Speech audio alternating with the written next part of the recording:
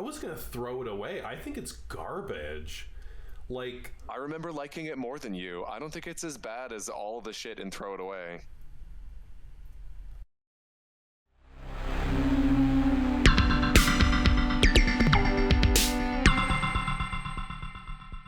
yeah. You know why you're here. You know why you came here. We are ranking every episode of Peter Capaldi's run as the 12th Doctor. And let's just get into it with his premiere episode, Deep Breath. Deep Breath being the episode where the TARDIS gets spit up by a dinosaur who later gets burned up in the Thames, and there's an android there. And yeah. So I have a struggle with this episode, which is that it's been overwritten in my mind by a later, better episode in which a large creature is in the Thames in Victorian London, and that's one with Bill.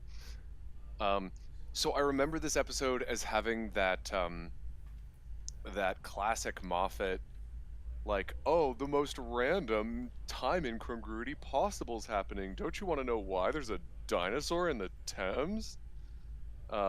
And I don't remember the rest except that it gets like eviscerated really quickly. Yeah, they show up. There's a dinosaur in the Thames. The Doctor's acting a little post regeneration kooky, which I find fine. I like Peter Capaldi's performance here. And the dinosaur gets burned up by an android for parts. This android that has been living on Earth for however many hundreds of years, maybe even thousands of years, maybe millions of years. Just Theseus is shipping itself. Is this the one where they have to like meet up at the cafe Yes. that's full of robots? Yes. And he's like, "Why am I Scottish? Why am I old?" So I think I hated this episode actually. Hated. Yeah, like I think by the time we got here, I was really not feeling it. Right. And He Clara's spent the still entire here. time just like in this turmoil talking to this homeless man. Clara doesn't really perform a function except to have this vague sense of destiny, like, oh, someone's trying to always put us in the same cafe, and it's like, well, great. Something else Moffat will have to explain later. Right. I think I don't really mind this episode. I actually kind of the more I this is like the third time I've watched it, and for my third time watching it, I was like, this is a fine intro. It's nothing really special. I think it makes a little too much of a to do about like all the mysteries that it's setting up for the season, instead of just like telling a solid story. But I like the concept of the android. I like the fact that it's like harvesting parts over many many years to the point where it doesn't really remember what it is anymore. It's also a callback to the girl in the fireplace because I believe it's the same type of robot or android, I should say. I think for me it was like C tier. Right, I think so too. I think it's a C tier opener. Also, it starts off the whole "Am I a good man, Clara" arc that just doesn't interest me, and isn't handled well in my opinion. Um, also, And even now, I feel myself being too kind to this era because I'm only giving it C tier because I'm looking at the next two episodes and I know we're going to need a few tiers worse. right, for sure. Let's do a C. Oh, it also introduces a mysterious lady in a Victorian garden or whatever after the robot dies, and technical difficulties. Hopefully, goddamn over. But the emotional and psychological difficulties are still to come with Into the Dalek, Peter Capaldi's Oh, second yes. episode. So, like cards on the And table, I hate this episode. I think I hate it too. I just think it it's makes the Doctor look like an asshole. I think the way he gets asked for help makes no sense. The way they solve it is not satisfying. I think the only thing that works is the concept, and everything after that is tough. the concept itself is like a fun gimmick, but I don't know. I feel like they don't always make use of this concept. It's just sort of like a thing. Yeah, I don't know. There's something about it that it feels incomplete. I don't mind how the Doctor's behaving because, this whole season is uh, allegedly about exploring whether the Doctor is a good person or not, or specifically this Doctor, I guess. They don't really make that clear either. But so allegedly they're setting that up, and as a setup, I don't think it's like the worst, at least in terms of the scene where he fails to save somebody but uses their death to gain information in a very callous, no bedside manner type way. Um, And that information doesn't save any of the others either, just so you know. Like, it only saves him and Clara in the end. yeah, true. Yeah, the resolution is bad. I don't like the. It just feels like such a weaker, more grayscale, muted version of Dalek from season one. Yep. Um, and And it's people in the future doing something really stupid that they could have easily been warned against. yeah, I don't really I don't know, man. And it's like it's weird because it's these people who are already fighting Daleks. They already know who they are, you know? Like I don't know. It's just it's so weak. I find the character of Rusty the Dalek really weak and not worth bringing back, but we'll get there eventually. Um I don't know. It's just not a strong episode. I don't remember anything that Clara did. I think the guest star's name was Blue. I think her name was Blue, and she. Oh right, and this season or this episode also introduces the 12th Doctor's like burning hatred for soldiers, which again doesn't really mean anything going forward. This season, I'm sorry to anybody watching if you like Series 8. This is not going to be a fun time for you. I hate this season for a lot of the reasons I Yeah. just listed.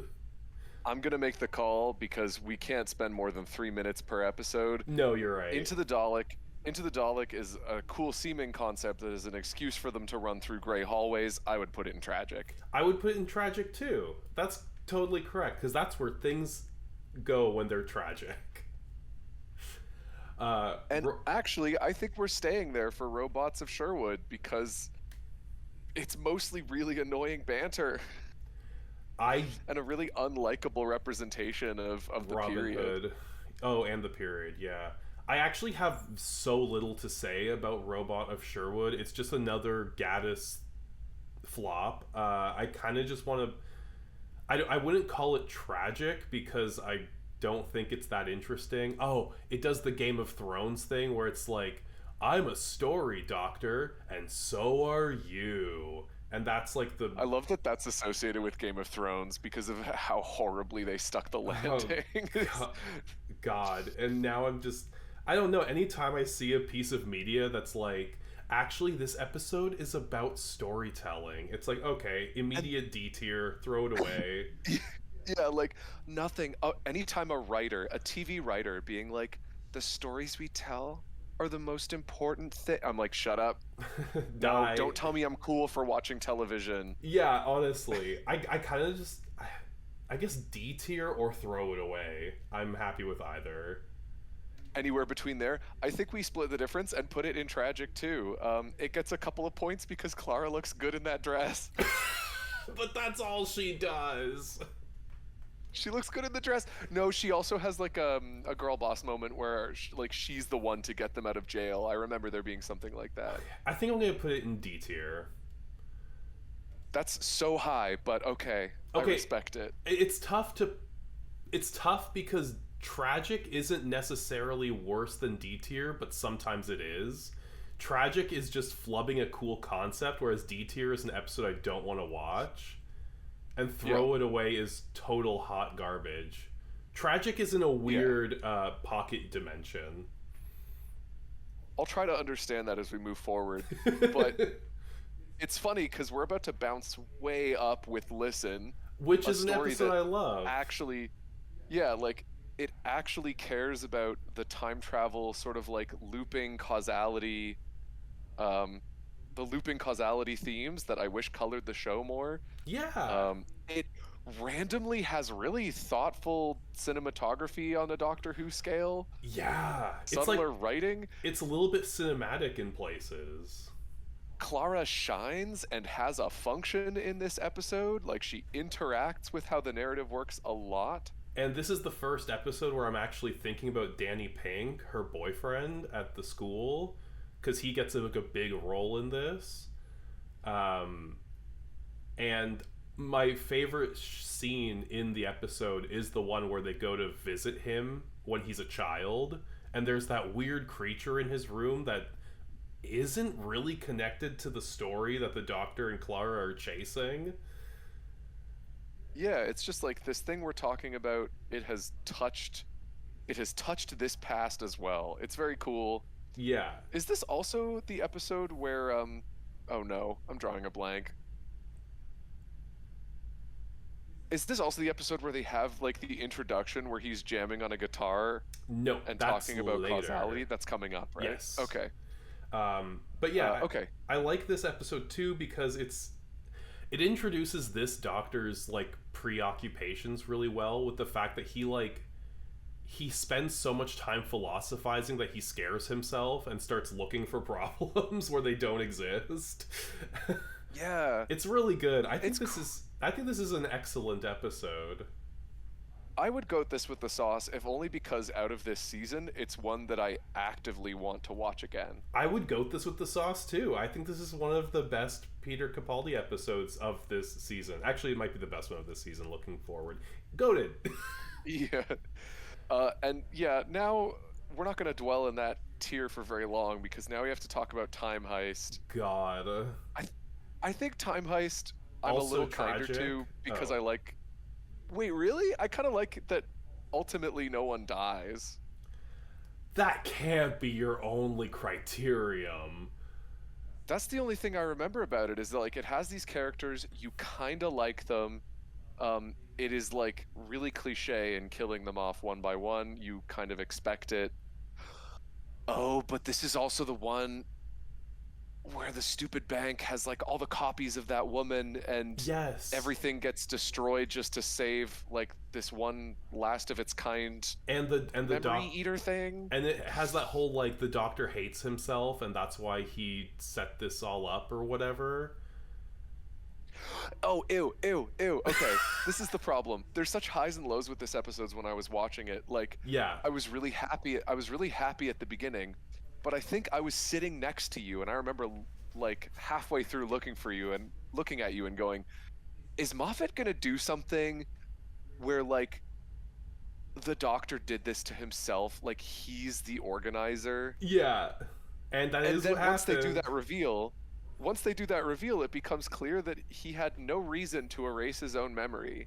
Like I there's well he or like it was a really weak reason. The entire thing It was was like because such of a that- huge contrivance. it was because of the psychic teller alien who melts your Right, they had to brain. erase their own memories Yeah. to get through. Which, like, that's the thing. I think this is an episode that I would put in tragic because I like the concept a lot. It feels like a D&D campaign. It feels like, ooh, we gotta get 4 people with their own skills to heist this bank.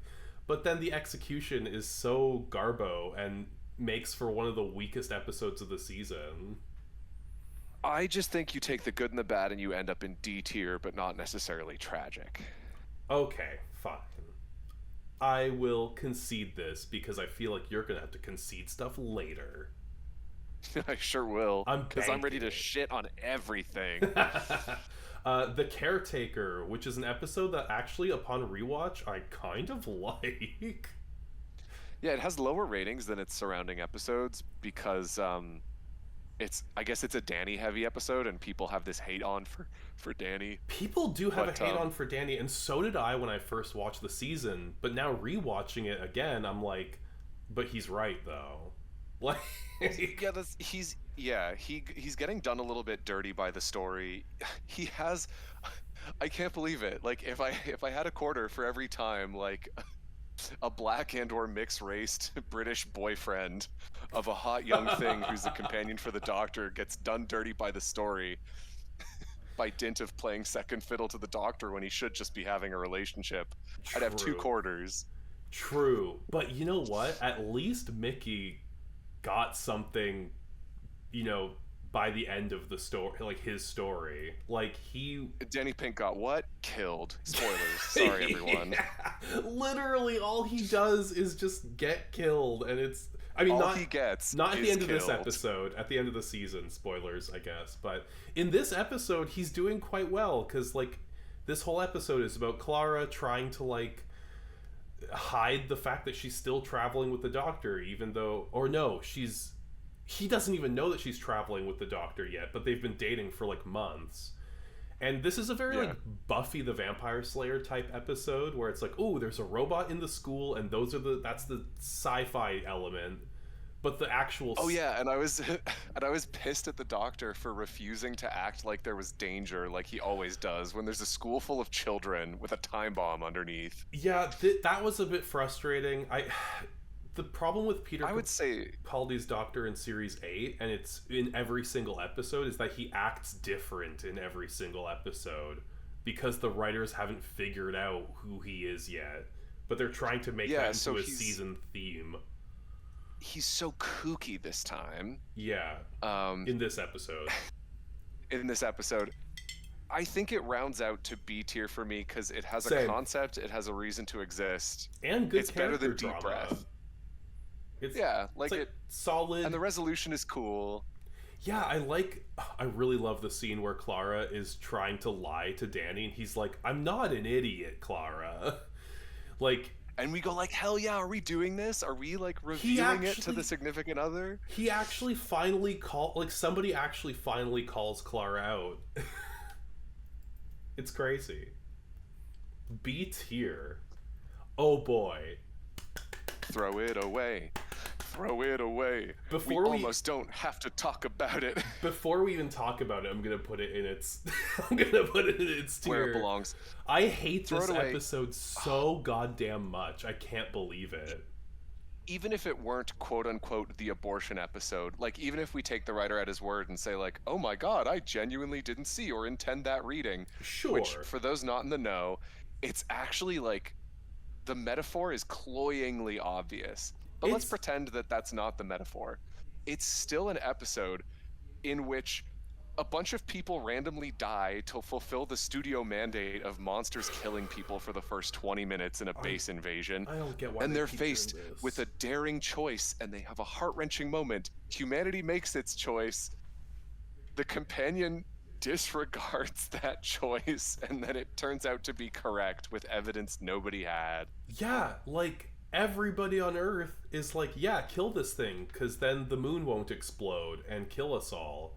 And Clara's just like, but I want a baby someday, and then just change. Like, it's such so crazy. Like, actually, it's hard to pretend. It's hard to judge this episode without thinking about the abortion metaphor, because that's why people jump to it. Baked. Yeah, it's like it's so baked into it. Like, oh, this character who has been shown to want a baby in the future decided to overwrite all of humanity's democracy and just make the decision for them. It's like you can't separate it from the abortion metaphor. It's so baked in. I don't know how. The doctor is such a condescending prick the entire time as well, being like, I know the answer to this problem, but I'm not telling you. You have to I'm going to disappear and put it all on you, Clara. Because he's a man. And the feminist thing... The feminist thing is to let the women make the decision, even though you know what the correct one is, and then judge them for it if they make the wrong one. That's the thing. This male guest writer does this annoying thing where the doctor gets this line put in his mouth, doesn't he? Where he's like, well, the future is female. This little girl that I've brought along from their school is going to be president, and I can't speak to this, so bye. Yeah. He at least gets roasted for it later, but Clara almost isn't mad at him for the thing he actually did.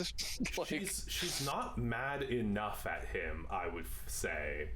Like, yeah, she has her girl boss speech at the end, which I actually, like, a lot of people praise this interaction between the two of them, but I'm like, this sucks. She doesn't actually, like, call him out for what he did, and he does, and I don't know, it's such a mess of an episode. I don't understand how it made it, Like, where is the script editor? I don't get this.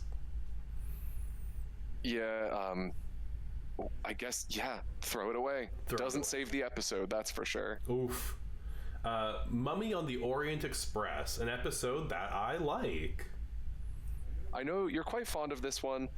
I think, is this the one where it's an experiment as well, and they jettison the entire... No, that's a different one, where they jettison all the cooks into space. So that actually does happen in this episode. Oh, okay. Oh, right, they're forced to solve the mystery of the mummy by a mysterious voice that's collecting it. Yeah, the ship's AI or the train's AI or something. Yeah, I thought this episode was a bit grim, although I liked some of the characters in it. I liked the characters a lot. I liked the janitor guy. I don't remember his name, but he was excellent. The guy who was on season 1 of Taskmaster. Yeah, it's the second time we've just put a famous British Empire vehicle in space unchanged so that we can do whatever the fuck we want. I love that. But the reason I like the episode is because I like the mummy itself. I think the design is cool. I like the concept. I like the characters, and the last reason is just I like the character work between Clara and the Doctor for the most part, where they're both like, this is our last trip together or something, and I did like that. Following that dynamic. Yeah, and she's just here to have a good time, and she's still lying to Danny about Also, she goes back to him right after Kill the Moon. It feels like there should be an episode in between where they're like estranged, but whatever. And then she finds out that he brought her here to solve this mystery, and she's pissed, rightfully. But again, the problem with this season is that she's never mad enough to leave, even though or maybe it's not a problem, because like another thing with Clara is that she is supposed to be kind of like toxically addicted to traveling in the TARDIS. So like it makes sense. It's just like it doesn't make for entertaining TV viewing, in my opinion, to see somebody keep going back to the same situation episode after episode, and then every episode ends with her being like, I'm never coming back, and then I don't know. Yeah, I would personally, this is with the ups and downs, I would put it in B tier. I would put this in B tier as well. I think it's I like the resolution. I like Peter Capaldi's performance. It's good. I like it. Now we got to talk about Flatline, an episode that I think we'll disagree on. Ooh. Because I'm really kind of like iffy on this one. Okay. I think it's a really bog standard Doctor Who episode where it's like there's a monster, it's killing people. Every 5 seconds we waste, it kills people. Yeah, I'm not in love with this episode. I think it's okay. I mean, Jenna Louise Coleman is a really good actor, so she's really giving it. She gets to do a really good job on a weird dynamic where they play this card again that she's becoming the Doctor, and maybe that's bad. Maybe she has too much leadership and saves too many lives, which, by the way, is all she does in this episode is be effective and lead people to safety. It's actually so frustrating because you can, again, going back to the theme of one of the themes of the season is like exploring the Doctor, whether he's a good person or not. But it's like you don't show him doing anything other than like nice good things, and then when Clara emulates him and does a nice good thing, he's like, you were actually good at this because you were a bad person this episode. And it's like, what are you talking about? And you know what? They left something on the table. Like, this had all the ingredients of a better episode. There's that curmudgeonly old guy who's an obstacle to them the whole time. Yeah. And she has a literal opportunity to, like, throw him under the bus in order to save everyone else. Something that this Doctor, we think, would do. And she doesn't do that. Yeah. And so we're left with 2 weak story beats, which is the Doctor being upset with her for no reason. Yeah. Because she didn't do anything actually bad in emulating him. And we have this other beat, which is like, sometimes the wrong people survive, which we've done before. Like, oh no, an asshole lived. To greater effect. Yeah, it's been better before. Because I would say that this is kind of the essence of C tier. It is not as stinky as Robot of Sherwood. I was just about to say, it's like a high C. It's better than Deep Breath, way more watchable. I like the monster this episode. I like the two-dimensional aliens. But I do hate the Doctor's speech at the end when he's finally released from the shrinking TARDIS. Also, the shrinking TARDIS was a fun concept. Oh yeah, because she has to fucking save him too. Yeah. I will say, like, we're getting to the territory where Clara having no function, like us not even remembering what she did, that problem is beginning to be solved. We're seeing, like, I was gonna the say, worst yes. of Capaldi, but the best of Jen and Louise Coleman. Yeah, I think Listen, The Caretaker, Mummy on Orient Express, Flatline, like, these are all episodes where I remember what she did. I mean, also Kill the Moon, but that's not, like, in her favor. I am remembering things that she did, whereas in Series 7 with Matt Smith, nothing. Yeah. Essence. Anyway, I think we're agreed on C tier and ahead of Deep Breath. Yes. If we want to slide it, I don't care. Are we ranking the tiers? I am. Sometimes do you that. You don't have to. I will. Fair enough. Because now we're in the Forest of the Night, and I can't believe this episode exists. I can't believe this episode Are exists. we throwing it away, but saying it's not as bad as Kill the Moon? I feel like they're on the same level, personally. Like, Actually, I'm looking at IMDb. Fans think it's worse. I know. On watchability alone, I think they're completely equal.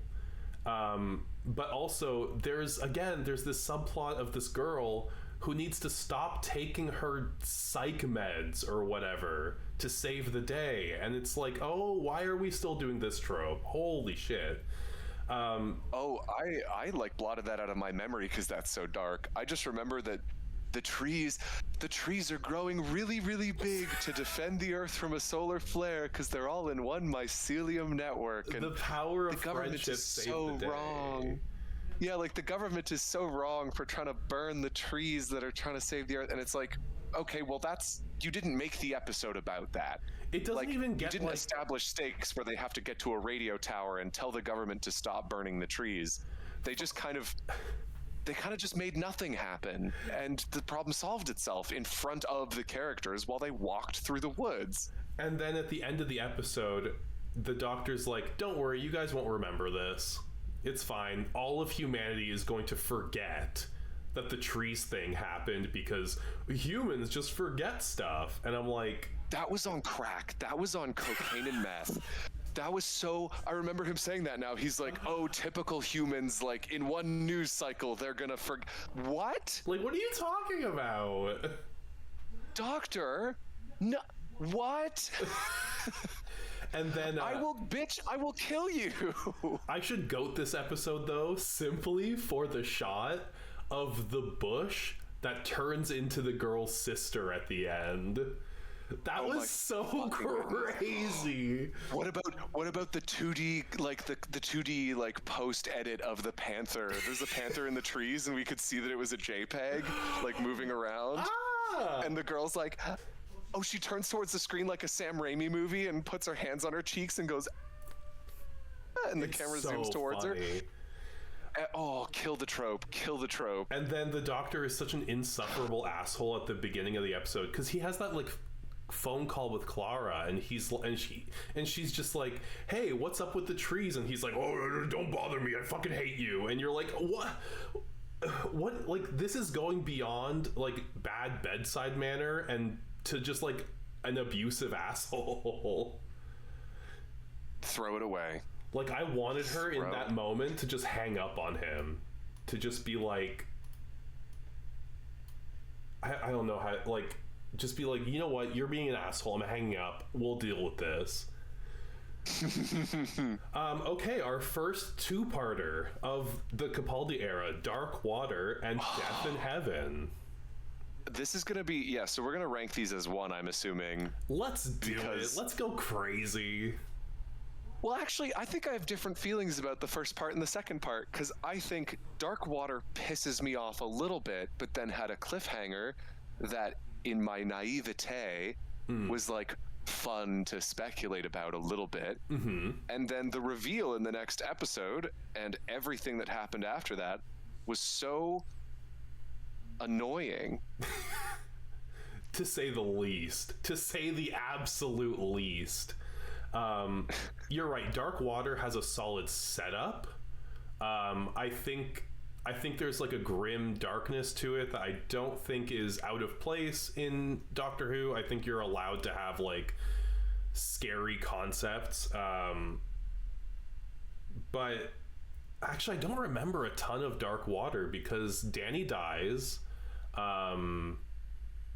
And then, it's in that museum. They spend it in like the Museum of the Dead. Yeah, where it's like the secret signal is going, "Don't cremate me, don't cremate me." Yeah, and there's that robot lady who turns out to be the master, female master, and it's Michelle Gomez, who I will goat her. I love her so much. I want her to come back. It's really tragic. Her character is tragic, not because she gets a tragic arc. Again, spoilers. She's tragic because she's a great performer who's doing some of the most annoying stuff in the franchise, but she's putting her whole self into it. I know she's eating up every scene, but it's also to content that's like kind of below how great of a performer she is. But okay, Dark Water, I kind of just would put this in like C tier. It's fine. It's not like any like. I think there's that great line with the Doctor where he's like, it's after Clara pretends to throw all the TARDIS keys into a volcano. Just watch the episode, it'll make sense. And he's like, did you think that I care for you so little that just like one little betrayal is going to stop me from helping you? And I'm like, okay, this is like, that was actually nice. Sweet. This is a nice like arc for the Doctor to be on, or like a nice character progression for him to be on, another side of him.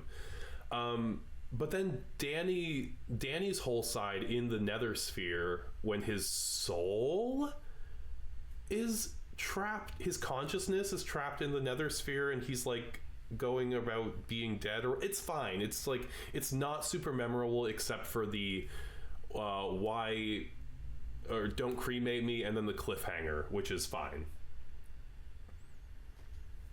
I would put it in like C tier. I think C tier. I was going to argue for D but I'm wondering if that's bias of knowing where it's going.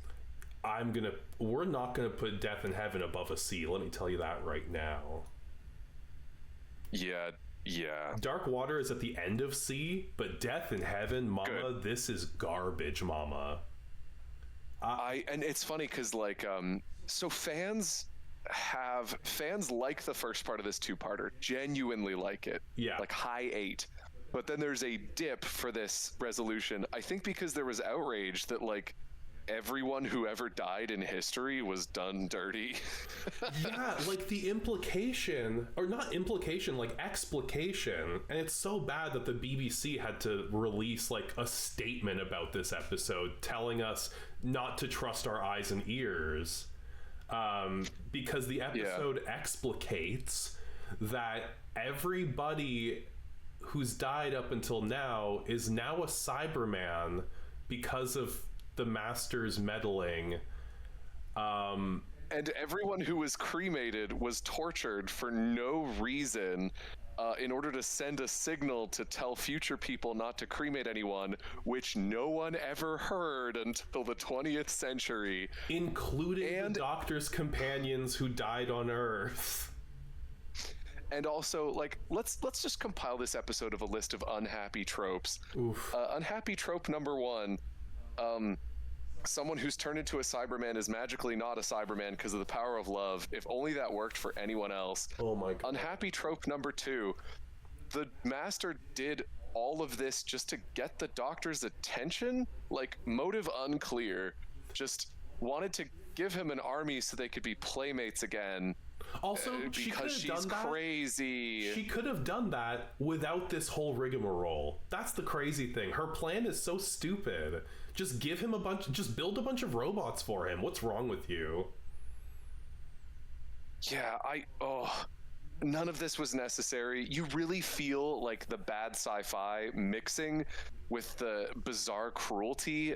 Like, both of these are traits that Doctor Who can sometimes have in its unhappy days, and this just has a lot of both. And I think I have to put it in throw it away for that reason. I want to put it in throw away too. I will also say that Danny just like it does that. Like you mentioned the Cyberman trope, and it's even worse here because they show him pressing a button that like doesn't delete his emotions, or like the person in heaven offers him a button that's like, here, you can delete your emotions, implying that that's how everybody has turned into a Cyberman. Danny's the only one. Danny's the only human in the history of Earth to press the don't delete my emotions button. What are we talking about? For some white woman? For some white woman? Everybody else. For some 20-year-old white woman? No. Ain't no way. Ain't no way he did that for Clara. All she did was lie to him. I can't. We're moving on. I'm putting it in throw it away. I hate this episode so much. It's really bad. We hate it more than the fans. It deserves so much shit. It deserves so much shit, if only for being perverse and cruel to, like, the entire... Also, why were people that weren't even on Earth being sent here to heaven? Like, we see characters who died off planet interacting in the with future. Missy. It's like, why? What is... Done. Because it was the payoff to a Moffat twist that he planted without knowing what he was going to do with it. We should be used to this by now. I know. Last Christmas. The end of the episode Death in Heaven has Clara and the Doctor parting ways on one final lie to each other, and it's a very nice scene that brings all of their problems with each other to light and for the audience, and then ends them on a really bittersweet note. Right. Clara says, like, oh, yeah, Danny Pink came back to life and I'm happy with him. And the Doctor said, I found Gallifrey. Thank God, we don't need each other. And then they separate, and it's sad, but it's a really good companion exit for the show. So anyway, Clara comes back in the very next episode and just starts traveling with him again for no goddamn reason. And they're trapped on an Arctic base having a collective vision from Santa Claus, with Santa Claus, by Santa Claus. So I actually really do like this episode. I do like the concept of it. I like the dream crabs. So the concept is that these dream crabs have created the way that they feed basically is by getting you in your sleep, inducing a really pleasant dream, and then slowly eating your brain or whatever. So that's the twist, obviously, is that all of the people at this base, it's a base under siege episode, including Clara and the Doctor, are having a shared dream because of the dream crabs. And it's really cool. It's got like this, it's a little, honestly, it's a little more interesting than Inception on that level. The layers of dreaming and such. We're gonna have an entire domestic about that later, but okay. I don't really like Inception. It's not it's fine. It's an okay. We're gonna watch it together, and then we're gonna watch this episode right after, and I'm gonna be like, it's a Santa Claus episode, man. Santa Claus does make an appearance, and it is a little odd because why is he doing things off screen if they're all having a shared dream? It plays a little fast and loose. I think my biggest issue with the episode is that it keeps having to it feels like it keeps having to explain itself. Like there's that part near the climax where it's just like everybody's just like, oh my god, we're still in the dream. Oh my god, those dream crabs look like us. Oh no, they're not us, they're the dream crabs. And you're like, I know, I'm watching the show. I remember us having that moment of like, we're not looking at our phones, Moffat. Yeah, we're not looking at our phones. The worst thing, they don't have to say what's happening. The worst thing an episode of Doctor Who or any TV show can do is treat me like I'm looking at my phone while I'm watching it. Because then I will. Trust. Yeah, trust. I like. This is the essence of C tier to me. I think it's an episode that is like about at the level of Deep Breath and Flatline of I didn't build strong memories with it, but it didn't have big stinker qualities. I was going to argue for B because I do like all of the side characters that they bring in. I think they have good chemistry. I think they're good actors. I think the imagery of the dream crabs is really spooky and effective. But I do hate the fact that Clara comes back, and I don't know. It just feels like it could have been a stronger story without her. But yeah. Would you accept bottom of B or top of C? I would put this at the bottom of B tier. Because it's not better than Mummy on the Orient Express. No way. No shot. No shot. I was going to put bottom of B. Okay, let's do it. It also does my least favorite Christmas episode trope of all time, which is when everybody's like, Santa Claus isn't real. We spent the last 40 minutes talking to him, but that couldn't have been Santa Claus. Oh, that was so funny. Where it's just like, could that have been? No. Because that was the thing. It's like, no. At the end of the episode, they have the tangerine on the windowsill, which is, if you watch the episode, it'll make sense. There's the tangerine on the windowsill that implies this is still the dream world, but why would you do that if it's not? It's very dumb. That's why it's going in the bottom of B. Speaking of the bottom of something, let's talk about The Magician's Apprentice. And The Witch's Familiar. We are now in Series 9, which is comprised mostly of two-parters. So we can kind of I fucking hate this story. I hate this story. It's awful. It's the second worst Dalek story behind The Asylum of the Daleks. Oh, we get so much bad Dalek content under Moffat. I mean, I didn't respect them to begin with, but I certainly don't now. But you at least vibed with a few of their stories in the RTD era. Moffat hasn't given us like strong characterization for the Daleks or even a reason for them to be here other than just they're iconic. Yeah, no, this episode, this story is real garbo. I don't like the Doctor's midlife crisis thing. I don't like the reintroduction of Missy, the Master, by her just being like, how did I survive? I did. And you're like, okay, thanks, Moffat. That's something I'm glad to hear that you're writing Sherlock right now and you're still a very busy man. Yeah. Yeah.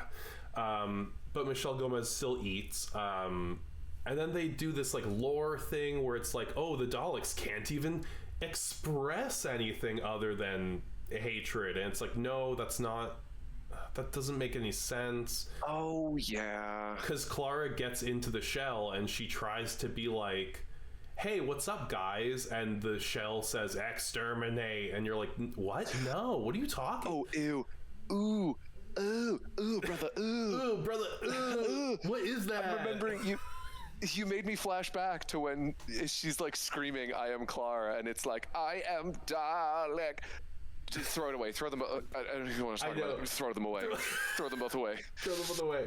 I'm gonna put them. I'm gonna put this idea that Daleks are like that because when they literally try to express the wrong thing, the robot voice makes them say something different. Like it literally I will cut you. Like it literally makes no sense. I know that like the Daleks as a stand-in for fascism has always been pretty tenuous, but this episode makes it like nonsensical. These are well-liked two-parters, too. I know. That's rough. And then the whole conversation between the Doctor and Davros is, like, fine until it turns out that they're both lying to each other and that they're actually still evil or whatever. They're still enemies. Yeah, they did the less fun thing there, I think. I mean, I was expecting it to happen because it's like, oh, it's Davros. He's going to be evil, but... Also, they kept telegraphing it to the audience the whole time. It's like... Okay, if you want this twist to land, don't keep showing us the fact that he's lying to the Doctor. What are we doing? It's so incompetently written. Oh, and he was a child that you saved from a minefield. I don't care. I mean, those scenes were the best ones in the two-parter. Moving on. Yeah. To Under the Lake. We have to talk about Under the Lake. And Before the Flood, which I love. oh wait, these episodes have time travel in them. And ghosts. And I say that, and I mean that. This is not a joke. I like it when Doctor Who has time travel. I completely understand what you mean. I love this two-parter. I think it's the strongest, like, two-parter base under siege story since, like, the Satan Pit and the Impossible Planet. It has similar vibes. It's spooky. It's got ghosts. The characters, like, all the side characters are really memorable and fun. And they have really well done personalities, well-rounded. And some of them actually get to live. There's a character with a disability that doesn't stop them from being a useful and really cool member of the crew. I thought that was a cool choice, that they just said, we're doing this, and it's not really a plot point one way or the other. No, I think it's a little goofy that, like, the 4 people who survive, or actually no, 4 people don't survive, 3 people I believe survive, but like 2 of the 3 people who survive decide to go into a relationship. It's a little goofy. It's not really telegraphed to the audience that they're even interested in each other, but whatever. It's whatever. I think this is our first A-tier story. I was actually gonna goat it. I don't know if I can goat this. I don't know if I can goat this with the sauce. I think we have to reserve that category for stuff that, like, blew us away. I don't want to reward good Doctor Who with, like, the ribbon of timelessness. That's fair. Like, in any other season, this would be like it would still be the same level of good, but it wouldn't stand out quite so much. Exactly. No, I really like the concept of the ghosts too. I think that's another thing, is that I just like the spooky ghost quality and the message that keeps, like, it imprints on your brain. Yeah. It turns your ghost into a router, I guess. A broadcaster. Yeah, like, I you know what? Let's do it. Let's put it in A. Because we need something in A tier. Sure.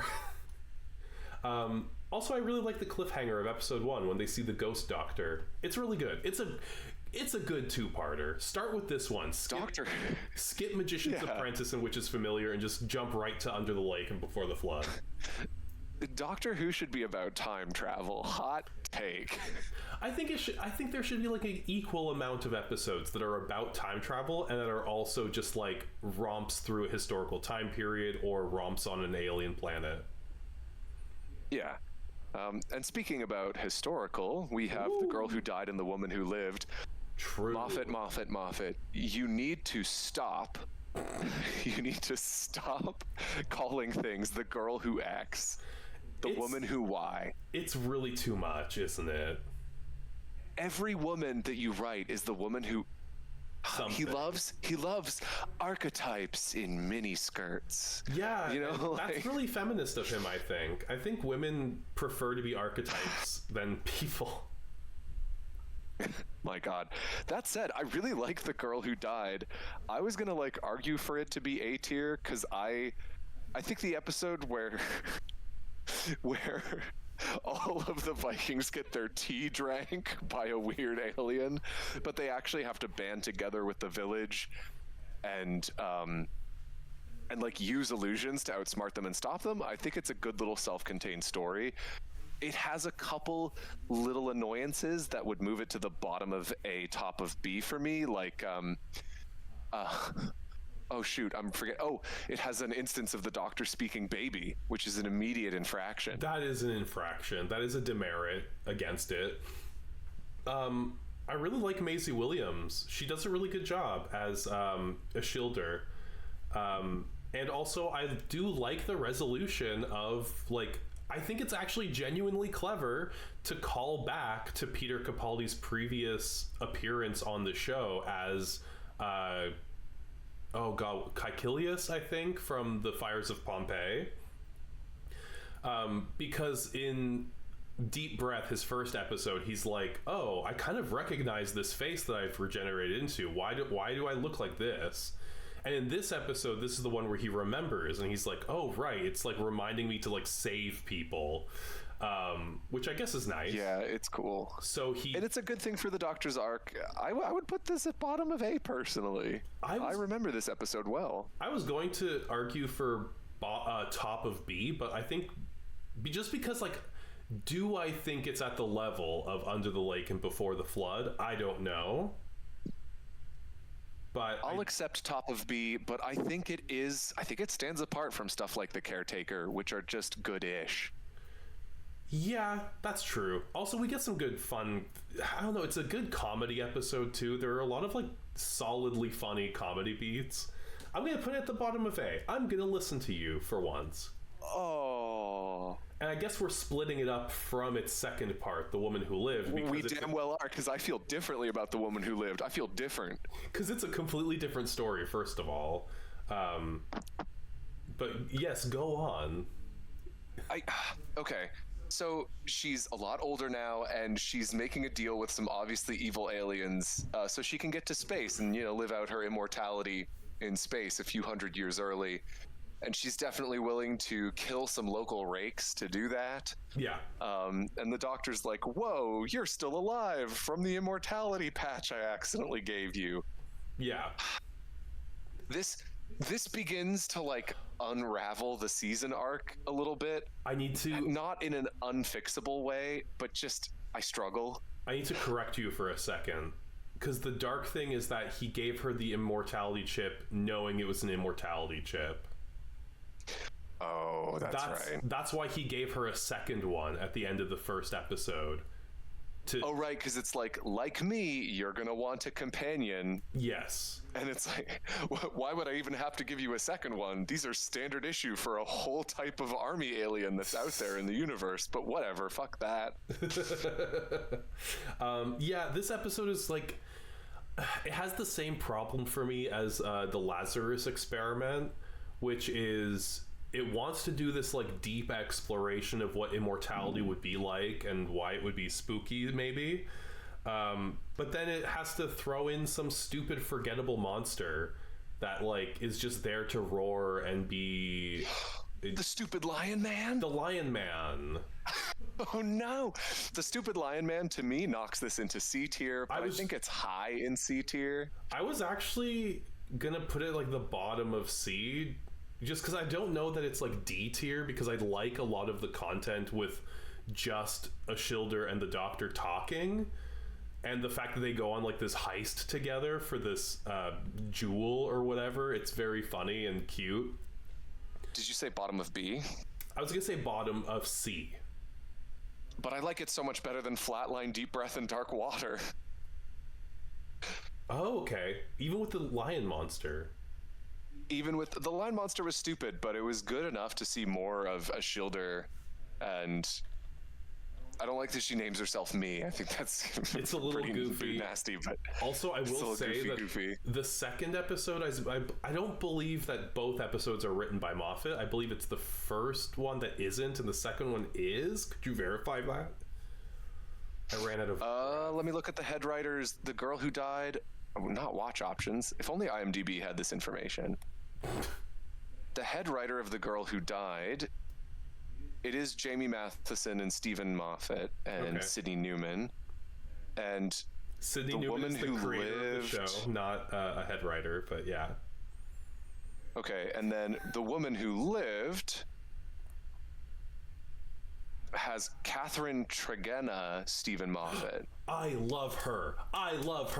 Okay. I love her. Well, don't you want to put her work at the top of C tier instead of at the bottom? I was going to put it after Flatline, under Flatline, but above everything else. I think the moment-to-moment writing of it is more entertaining than Flatline, but I'll concede to you there. Yeah. So Catherine Tregenna wrote some of my favorite Torchwood content. Like she did. She's really good at doing these like thoughtful, not low stakes, but like slow-paced episodes about like human drama. So it really shows in this show, Doctor Who, when she's being forced to write in a stupid, scary monster, that it's just, she's better when she doesn't have to write in a lion man, I guess is what I'm saying. Watch her episodes of Torchwood. She's excellent. Stephen Moffat, lock it in, is already here. Okay, Zygon Invasion. Because we got to talk about the Zygons. And the I think I'm going to put these two as one. Yes, we're gonna do these as one. And I sort of have beef with this storyline. I remember finding it tedious. Okay. In what way? I think it should have been a one-parter. Okay. I remember just like the whole push and pull of like, I just remember hating the foundational concept of like, we replaced 3,000 people in England with aliens on purpose as part of a refugee program as just so odious. And I just felt like my stomach curdle at any story they would tell about that. I don't think they actively... Wait, okay. I'm trying to remember, because it's not like they kidnap people off the street and then replace... Like, Unit kidnap people off the street and replace their entire family for the Zygons, right? Like, I don't think... But then why are there, like, human kids whose parents turn out to be Zygons who then cart them away? Like... That's the thing, is that, like, the plot line of the episode is that there is this rogue faction of they start to replace people who are replacing people and want to be like, you know, not be humans anymore, and they just want to be Zygons or whatever.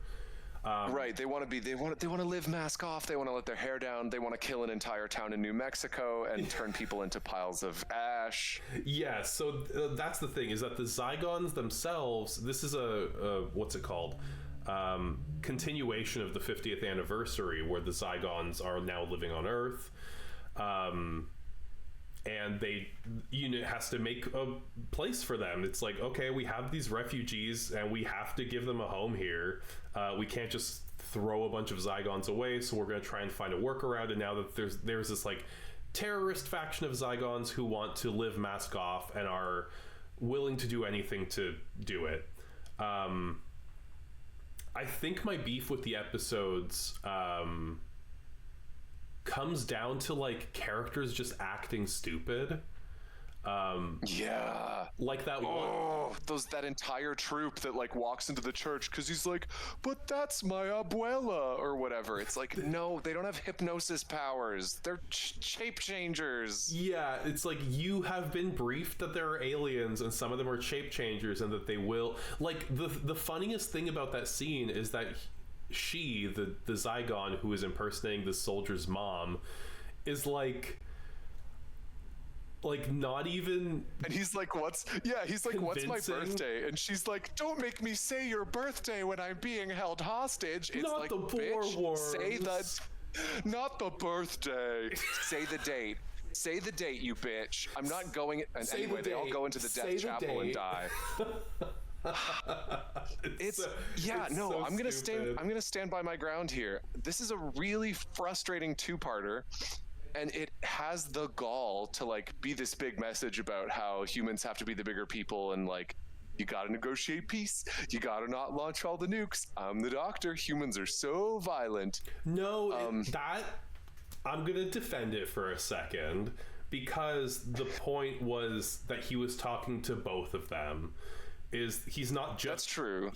His speech, which I think is still excellent, it really holds up. It's my favorite part of the two-parter. I think it's everyone's favorite. It's like, this is the first episode where I started to see Peter Capaldi as the Doctor, and seeing how many episodes we've already gone through is like pretty dark.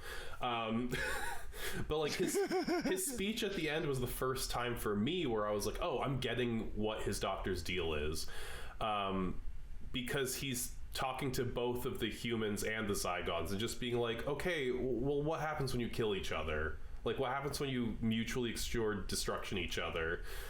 So I will defend it and say that I don't think that the theming is necessarily that bad. I will say that the second episode is a little weaker only because Moffat takes on a co-writer credit, and his writing isms come back, and I don't really love his writing isms. So yeah, because I was going to argue like maybe we could compromise and put one episode at the bottom of C tier and the other episode in like B tier. I was just gonna say we could put them both in. Yeah, you're right. Actually, I was gonna say we could put them both in C, but that's not really how I feel.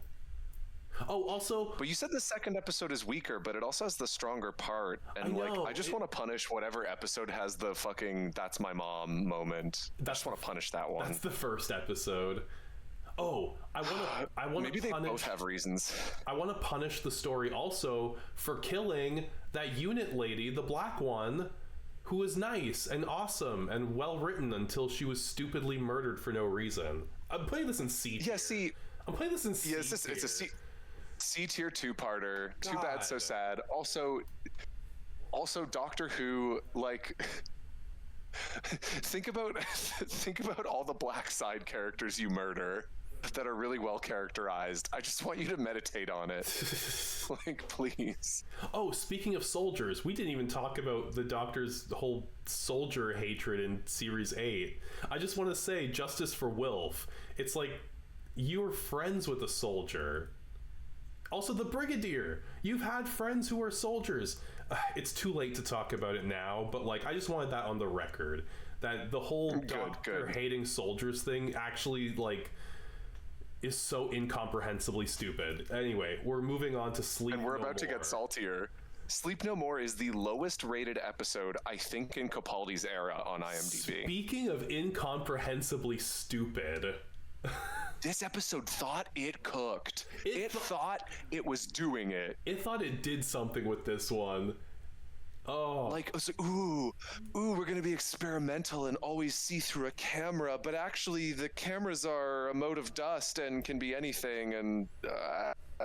And also, the cameras don't work like cameras, and the motes of dust, if they're aliens, don't work like aliens. Yeah, like, I could see... It's such a weird thing where it's like they're doing something cool and the times that they fuck up are actually clues that it doesn't work how you think it works. Yeah. But it ends up just reading like excuses and confusing storytelling. Yeah, because I remember when we started the episode, there were things where I was like, oh, I actually like what's going on here. I think there's some cool stuff going on. I do like the gimmick of having it be sort of like handheld cameras, and you think that it's the cameras on the helmets of the crew, but then over the course of the episode, it's like revealed that it's actually not, that's not what's happening. The best reveal of that is when it's, they're in the room talking, and the camera, if you've been paying attention, is not coming from any of the characters with helmets on. It's coming from Clara. If you're paying attention to like blocking and stuff, and it's like a really effective reveal because she's been touched by the sleep machine. Yeah, it's a really effective reveal, but it's undercut by the fact that the episode takes another 15 minutes to get to it and just tell the audience what we've already figured out.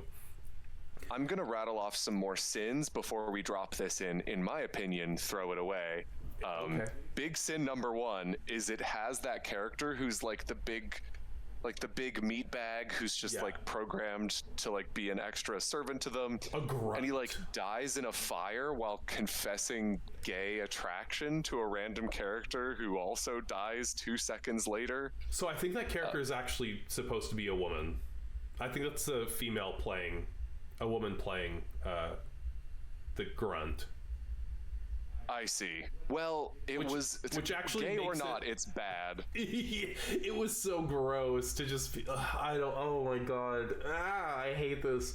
I was going to... Sin number 2. Oh yeah, sin number 2, sorry. I was going to say, sin number 2 is the fact that it ends on this cul-de-sac that implies that it's not even a canon episode. You remember that it gets this like SCP like viral video horror twist at the end where it's like, and now you've seen the message and they've broadcast the message, and it's like, okay, so what, did Clara and the Doctor fail? Did this empire get destroyed by the sleep video virus? Yeah, is that what we're saying? The implication at the end of the episode is that the entire solar system gets wiped out by this because Clara and the Doctor just like failed this episode. And it's like, why though? Like, why did it have to be a solar system? Why do we always going for scale and not scope? Why couldn't it just be like a planet? Like, I don't know. Like, why did they always have to raise the stakes to the largest possible amount of death they can do? It's do you have another sin? I don't have another sin. I think we can put this in the trash. I was gonna say tragic, only because I think the gimmick, there's no reason this gimmick can't work. It's just it's executed so goddamn poorly that it to me, that's tragedy. It's like when it's a cool concept thrown out and done poorly. I think it's on the same... You know what? I agree. Yeah. It's not as bad as Kill the Moon. It's not as bad as In the Forest of the Night. It had a reason it could have been good and just tripped over a rock every step. People are going to be so mad if anybody ever watches this that we put it above Death in Heaven. Well, Death in Heaven sucked ass. It sucked fat donkey ass. I'm being the oh no, I'm being the master now. Don't dab. Oh no, I'm being the master. Oh, that's true. The master now. Literally dabs. Okay. We got to talk about Face the Raven. A solidly good story that I remember liking and having a well-earned finale where Clara dies. Spoilers. Yeah, she dies terribly as a raven plunges into her heart. The raven represents... Based on actions that she took herself. Yep. So, I mean, I remember this episode having a tight aesthetic. I remember it being fun to watch. It had good drive. We get more of Maisie Williams. She's all over this season, and I'm not complaining about it. Yeah, she's fine.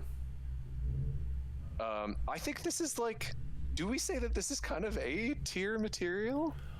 You know what? I was gonna say like B, but when I'm looking at like The Caretaker, Mummy on the Orient Express, and Last Christmas, I'm like, I think Face the Raven is actually better than all three of those. I think there are a couple goofy things, but like nothing that's like destroys my enjoyment of the episode. I think Jenna Louise Coleman and Peter Capaldi give really great performances, but they never like fail to do that. And yeah, I find Clara's death scene really moving and really like, I don't know, it's an interesting way for a companion to go out by like dying because of their own like hubris kind of, and her need to like be like the Doctor. She wants to be like on an equal footing with him, but it's like, well, it's kind of tough to do that when he's like a weird alien with superpowers and you're like, and you're 25 and don't know how to connect to Wi-Fi. Yeah, there's that. So yeah, I'm gonna put this in A tier. I think I'm gonna put it above The Girl Who Died, but I think I still do enjoy Under the Lake and Before the Flood slightly more, but not by much. Words out of my mouth. Now we get to talk about Heaven Sent, which, okay, so this, I'm actually kind of excited to talk about this because it's like very Moffat-y, but in a good way. And you know, it takes me a lot to say something's Moffat-y in a good way, but he's doing a loop and a plant and a payoff, and it is all in this kind of, it's not a bottle episode. They're actually on a beautiful location for shooting, but it is this tense. Yeah, it's this tense, contained, lonely story where the details get revisited and you get rewarded for paying attention. Which is so crazy. When's the last time we've been rewarded for paying attention in the Moffat era? You know what I mean? Like, not to be mean, very true, but like, it's kind of the case. Yeah, I love nearly everything about this. I actually am willing to put this right under Listen and Goated. It was just a real treat to watch. I was gonna say above Listen, but also I think if you're in Goated, you're on the same level. I don't think it matters where you go. Goated is Goated. Heaven Sent, I actually rewatched it today, this morning over breakfast, just to like remind myself of how much I like it. I really love, like, Capaldi carrying the episode by himself is just excellent. I think every Doctor needs an episode where they're just by themselves, doing the thing that they're there to do. and exploring their character. Like, this is very Midnight coded for me, where it's like you have the Doctor, they're alone, they don't have their companion, and they just have to work with their own, like, you know, faculties. Peter Capaldi carries it. I love the monster, actually, the shambling sort of shrouded lady. And it's really moving. I think the soundtrack is some of Murray Gold's best work. The soundtrack was soundtracking. I don't know. And every time I watch it, I'm newly delighted, even though I know all of the twists and turns of it by now. I think it's like it's such an easy goated that it makes me feel like a hack for just agreeing with the fandom on this one. But I will say the only little tragedy on it is that once you know the full context of like the secret that he's guarding, it's like, I know it's Moffat, so you're just like, oh, now that I know the whole conspiracy, a lot of this was unnecessary. I do to think all parties involved. No one had an incentive to create this situation. I will say my other small criticism, it's a tiny one, it's a tiny criticism, is okay, Mr. Trump. Yeah, that was a really terrible Trump. My only other criticism is that the Doctor, because he's in a loop, doesn't really go through like a character arc by the end, like in terms of the actual episodes. Like, the episode is supposed to be like this meditation on grief or whatever, because he's just lost Clara, he's all alone, he's grieving her. But by the end of the episode, it feels like, oh, he's just reset to the beginning of the episode. Like, that's my really only criticism of the episode, I guess, is that it just sort of resets itself at the end, and he is the way he was at the beginning, when I think it would have been stronger for him to, like, not progress, but like the more, because he's punching his way through that diamond wall, right? Over billions of years. So it could be this thing of like, oh, in the time that it takes him to punch through this wall, he like works through his feelings or whatever. I mean, I don't know, it's something. But yeah, it's good. It's the best Moffat episode. It is good. And now we got to talk about Hellbent, which I talk about contrast. The contrast of it all. Yeah. I hate. This is maybe my least favorite finale of the show, or at least I remember hating this, and I don't even remember why. It just kind of like spits on everything that came before it. Like, it makes Heaven Sent feel redundant. Yeah, it tells you that the secret they were guarding was something stupid. It tells you that like the trap that they made. We haven't even touched on the hybrid yet, because who cares? It doesn't matter. It's not interesting. It's just a word that we haven't heard before. Is this where we meet Maisie at the end of time, and also we go and pluck Clara, and Clara is like technically suspended and alive? It's a mess. Yes, and all of that happens. So Clara, the Doctor goes back to Gallifrey, or the Time Lords captured him so that they could learn about the hybrid, which is a thing that's been name dropped multiple times this season and hasn't meant anything to the audience at all, but is treated with a lot of weight. So the Doctor's like, okay, I'm captured by the Time Lords, but you know what I can do? I can use the Matrix to bring back Clara and like take her out of her moment of death momentarily, and she'll still be dead, but she'll be in like suspended animation, but she can like move and talk and do things. And also time is falling apart because Clara is supposed to die there, but I took her out of it. But like, time falling apart doesn't really mean anything because there are no consequences. And the Time Lords are acting stupid. But they're also so scared of the Doctor, and they have a spooky haunted house under the Citadel. Oh, I'm remembering this now. Like, their weird defunct memory chamber. It's like too much nonsense to recap. I'm wondering if it's like D or tragic. I was gonna throw it away. I think it's garbage. Like, I remember liking it more than you. I don't think it's as bad as all the shit in Throw It Away. I think it's like, oh, we gotta talk about Clara. because Clara is like the focal point of this episode, her relationship with the Doctor. Also, yes, she comes back for like a fourth goddamn time. Moffat, write out characters. I know you're attracted to them, but you have to start writing characters out. My God.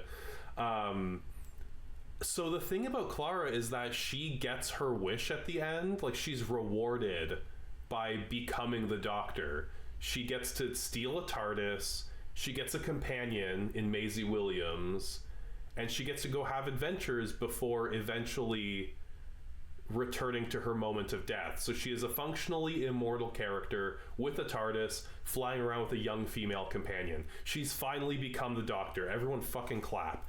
I hate this so much, because on one hand you can interpret it as like, oh, Moffat is like giving the companion a chance to like do what the Doctor does and like be like on an equal footing with him. Isn't that cool and feminist? No, it's not. It's horrible, because it only works if you see the Doctor as power fantasy. So the thing that I like about the companions before Moffat, like the RTD companions and even the ones in the classic series, is that they're the human component of the show. They're the character you relate to, and they're the character who can do things that the Doctor can't do because he's an alien. Like Donna in The Doctor's Daughter uses her secretary skills to figure out that this war has been going on for only a week. You know what I mean? Yeah. Like the point of a companion is that they are a human element that the Doctor can sometimes overlook because he's not human, and that's fine. But here, it's just Moffat jerking the Doctor off again, but doing it in a way that pretends like it's glorifying the companion, when it's just taking away her humanity and saying that that's a good thing. I just don't like that. I don't like it when he does that, or any sci-fi show does that, where it's like, oh, your humanity is actually, it's fine, but like, you know, it'd be cooler if you were immortal and whatever. I don't know. I really do hate this episode. I want to throw it away. I remember not hating that as much as you, but I think your arguments here are sound. I'm game to put it where you think it belongs. Yeah, I don't think it's doing, like, after, especially following Heaven Sent, it's such a letdown on such a monumental scale that I kind of have to make the call. I'm gonna throw it away. I think it's awful. I'm putting it right down there. I don't care. I would rather watch... Better than Kill the Moon. It's still better than Kill the Moon. It is still better than Kill the Moon. It's better than Kill the Moon. It doesn't have a cold-hearted city slicker woman character that you get to hate. Speaking of cold-hearted woman character, let's talk about the Husbands of River Song. I think this is a fun, charming, light-hearted episode for a Christmas special. I think it's fun. I like it. Light-hearted? People get decapitated and put in a robot. No, just... Oh, wait, that's true. Like, 2 people do. Yeah, but it's like... They're still alive. They're fine. So, I remember enjoying this episode okay. I think there's issues, like... Yeah, I just remember there's a certain, like, plotless chaos. Yes, it is. She's getting hunted down. It's kind of a romp. River Song is a sore spot for me. Go on, sorry. Yeah, like, he has to close her book for good. Mm-hmm. And that was just made the episode a sore spot for me, I guess, because it's like a reminder that we didn't get the relationship playing out of order over time that would have come from, you know, maybe some more intense show running. Yeah. Instead, we just got like chaos and character assassination, and I don't think they do more damage here. No. But I think I can't enjoy her anymore. And I guess it's like a little bit emotional when they go to the nicest restaurant in the crater thingy and spend 25 years there, finally having the marriage that they teased all that time. Yeah. Before she dies. But at the same time, it's like, I don't know. Like, again, I think it's a fun romp episode. It's not one that I actually feel like coming back to very often. I think, again, Alex Kingston and Peter Capaldi, they have better chemistry than she ever did with Matt Smith, but we only get them for one episode, and it's really sad. But it, again, like you said with River Song, I still have the problem of seeing the fact that she is a programmed assassin who was sent to kill him and was programmed from childhood to be obsessed with him. So, like, her speech near the end where she's like, you don't love the doctor because you think he'll love you back, because that's not how that works. It's you just love him because you love him. It's like, this is the saddest woman. Like, Moffat, what are you, like, are you not thinking, he's not, why aren't you thinking through the implications of this tragic woman who you think is some feminist icon, but is just, like, a very sad person? Yeah, I do think it's dark. I almost wonder if this is what top of D tier is made for. But I know that you had a bit more fun with the episode than I did, so maybe C. I have a softer spot for it, just because I think the moment-to-moment writing is fine. I really love the interactions between River and the Doctor when she doesn't know he's the Doctor yet, which is most of the episode. Yeah. And, like, I mean, how can you not smile when he's, like, gets excited that, like, he's never... Like, the point when they enter the TARDIS and she doesn't know he's the Doctor, and he's like, oh wait, I never get to do this, let's really ham it up. And he's like, oh my god, it's bigger on the inside, and he, like, has this whole big moment, and she's like, okay, like, yeah, it is amazing, it's not all that. Like, I don't know, it's just, there's a lot in this episode to smile about. I would put it in, like, middle, like, high C, I guess, for me. Like, I know that you have an issue with, like, the decapitating. That's not really where my issue stems from. It's just, like, the episode's overall, like, grimness. There's, like, a joylessness to this episode, I guess. That was just, like, I don't know about joyless. I mean, I think C is fine, right? Like, it's in okay company. It's ultimately an okay special. I will say, though, I do think that while we love Greg Davis, they do kind of waste him here. He doesn't get, like, a range of stuff to do. That's just our bias. It was a cameo. But that's just our bias. It's a cameo. But I don't know. I don't like characters who just exist to shout, I guess, is what I'm saying. I never find it funny. Right. I find it annoying. I want them to shut up. But yeah. The return of Dr. Mysterio. This, I remember we both had fun with this one. I'm trying to remember it now. This is where he gives the kid superpowers. Yeah, and, well, the kid accidentally eats a magical space rock that gives him superpowers. He's like, I thought I was supposed to eat it. Yeah, on paper, I should hate this episode way more. Right? I want to hate this episode so much, but I can't. It's fun. It's cute. I like it. I think people watching this, I'm looking at the IMDb ratings, and, like, this is not a low-rated episode, but it's, like, a low-end of average-rated episode. And I'm sitting here like, this is better than Heaven Sent. No. I think this is like a top of C tier moment where it's like we enjoyed ourselves and we were like, wow, there was no big infraction here. It was kind of just like, I would put it a nice little vacation from what Doctor Who's normally like. I would put it above Last Christmas in B tier, like near the bottom of B tier. Whoa, that's hot. Oh, actually, you know what? B tier's looking a little lonely. And it is better than Last Christmas. I like the characters. I like the guy and the girl, and it's got this, like, love story that's actually, like, interesting, because usually Moffat, like, usually love stories in Doctor Who, or at least in the Moffat era, have been, like, really insufferable. I'm looking at you, the Lodger, James Corden and Sophie. Yeah. Like, but this one was like, oh, these characters have chemistry, these actors have chemistry, there are genuinely funny moments. I don't know. I think it's a delightful little episode, and we get Nardole, who was introduced in the previous episode.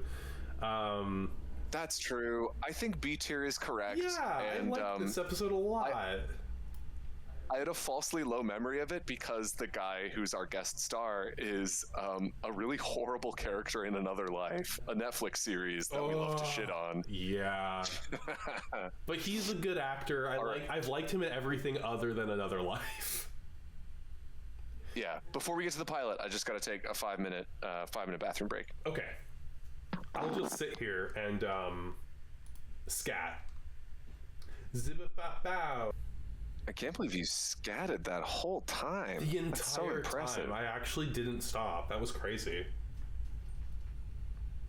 That's amazing. But we have to talk about the pilot. We have to talk about Moffat's best season. I don't know what water he drank between Series 9 and Series 10 that made him a good writer again, but Jesus Christ.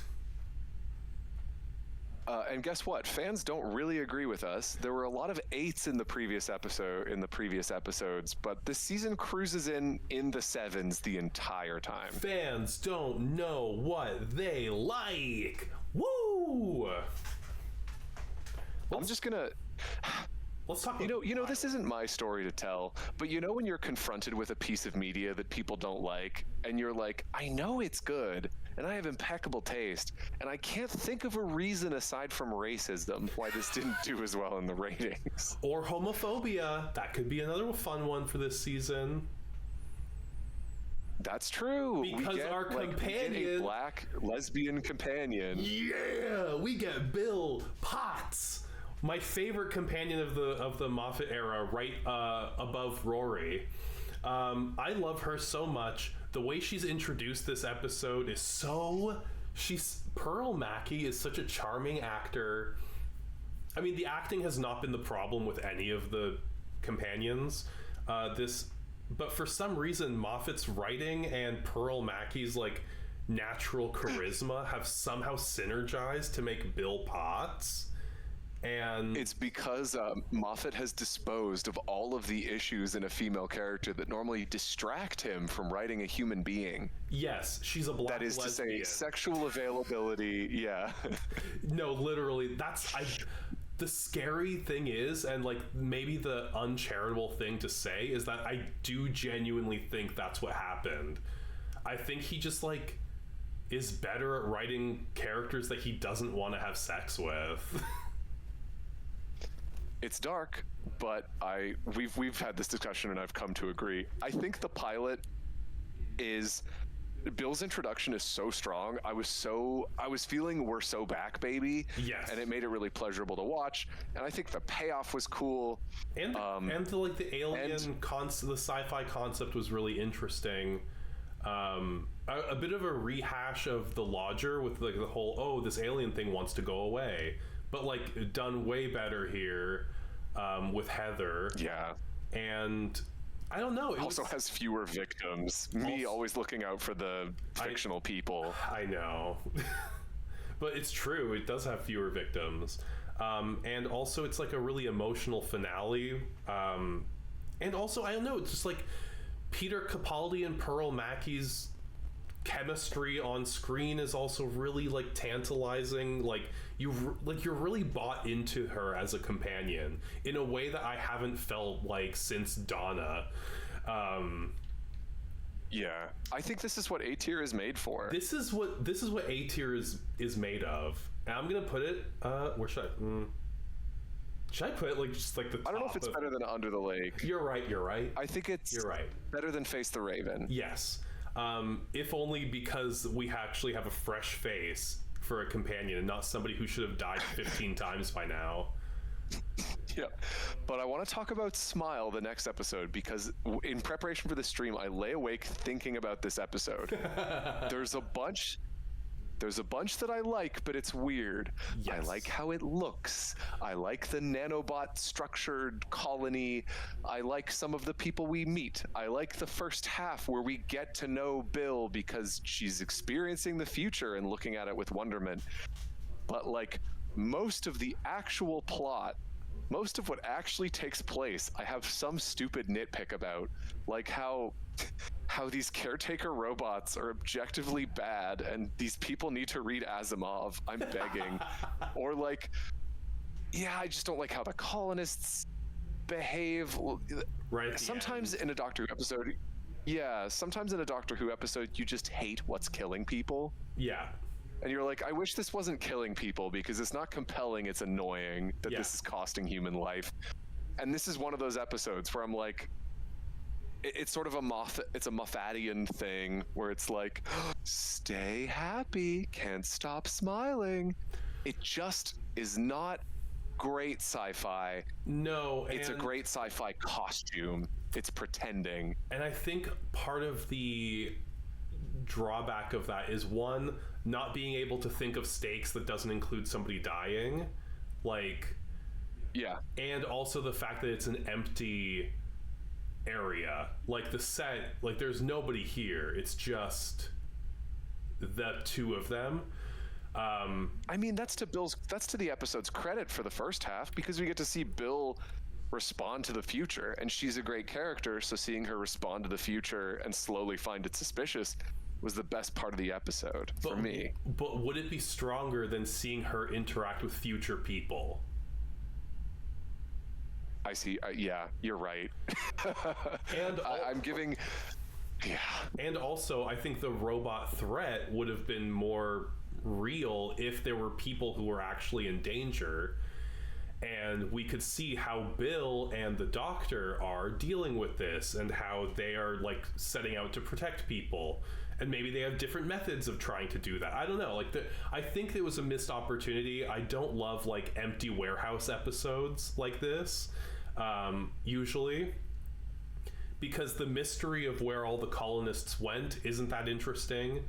Yeah, it's just like they all died, Mary. It's a fucking Doctor Who episode. They're dead. Yeah. The robots killed them. Robot uprising, yada yada. And also the smiling, or not the smiling, but like the mood pins don't make sense, right? Like, Yeah. if they are supposed to foster people being like authentic, then why are they on your back where nobody can? They did like, they said something that like kind of made sense, but then was contradicted later. I can't remember what it was. I wish I should have rewatched this episode. Yeah. And I mean, I can't say it enough. These are bad robots, and I don't mean bad in a within the fiction sense, although they are. Yeah. I mean like a bad sci-fi robot. Like, if a robot's gonna do the gray goo thing, if it's gonna perform its function too well and start killing people, you have to be smarter than this. Yeah. You can't just say, I noticed that when I eliminated people who were sad, it eliminated sadness, but I, an advanced machine, did not notice that that seemed to cause other people to be sad.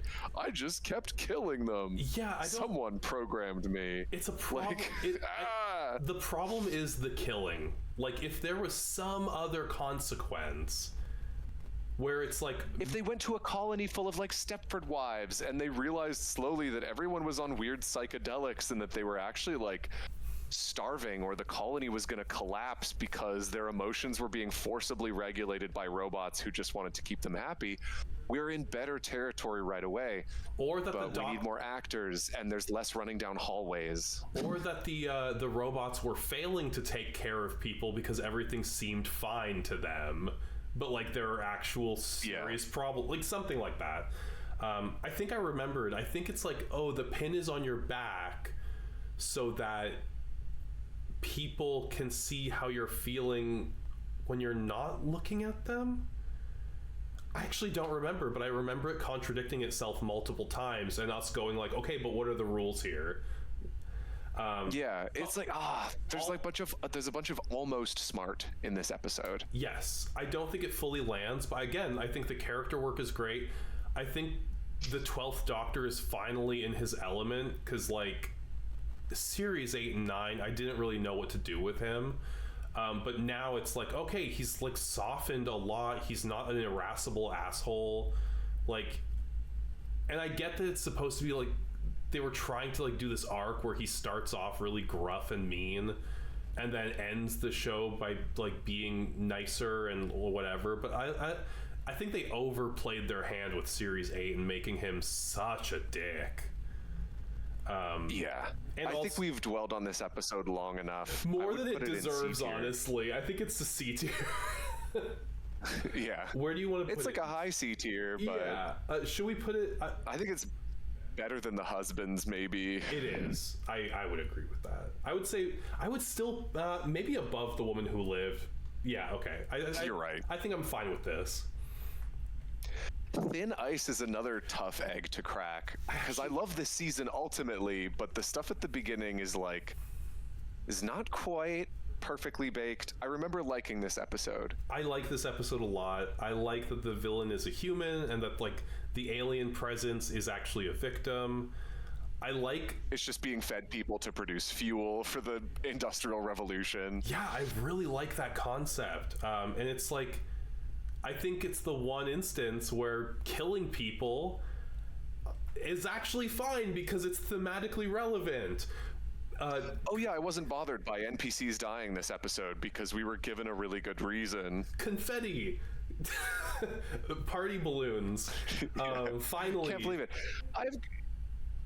I'm getting like a high B tier vibe from this one, I think, because like it wasn't a standout for me, but it was really solid. I think this is the stuff that Doctor Who should be for. Again, Bill learning more about how I really like that moment at the beginning where Bill's like, okay, but what if, like, it's sort of a rehash of Martha's Shakespeare episode where Bill goes, what happens if I step on a butterfly? Like, what would I do then? And then instead of what David Tennant, the 10th Doctor, says, which is, why would you step on a butterfly? That's so fucked up. Peter Capaldi's Doctor does something different and fun where he's like, well, you already have changed the past. What about your friend Pete, who was just there standing next to you? And she's like, okay, you're messing with me. You're an asshole. Like, it's such a fun... I like this episode a lot. I'm going to put it in, like... Honestly, I like it more than a lot of the stuff in B tier. And I like the stuff in B tier. Maybe like top of B, I think is what I'm feeling. I'm going to put it top of B. I certainly like it more than The Caretaker. Justice for Danny Pink. Yeah. Knock Knock, the anti-landlord episode. Okay, so... I'm going to have to show my bias again. I think you're going to have to make the call for how good this episode actually is. Okay. Because typical me, I'm just glad that her roommates didn't all die. I spent the whole time thinking that they were going to kill all of her roommates. But they're mostly fine. Yeah. And I was like, good. I love the location they shot at. I think the third act where they're talking to this horrifying wood woman, like trapped in this... Yeah, creepy mother-son dynamic with the villain. Yeah. I think it is pretty cool. Maybe you could criticize it for like moving a little too slowly, as obviously they get killed off one by one.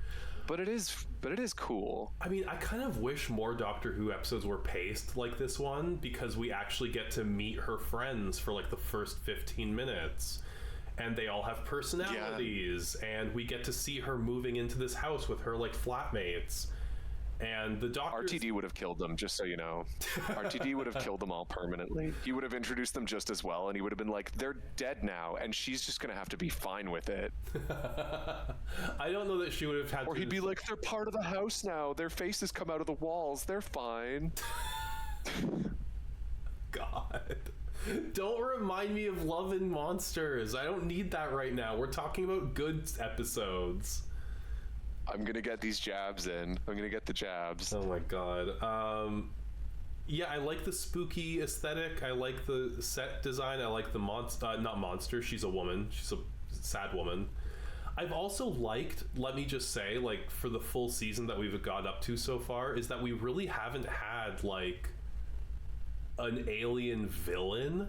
Like, the first episode was sentient oil. It makes sense if you watch it.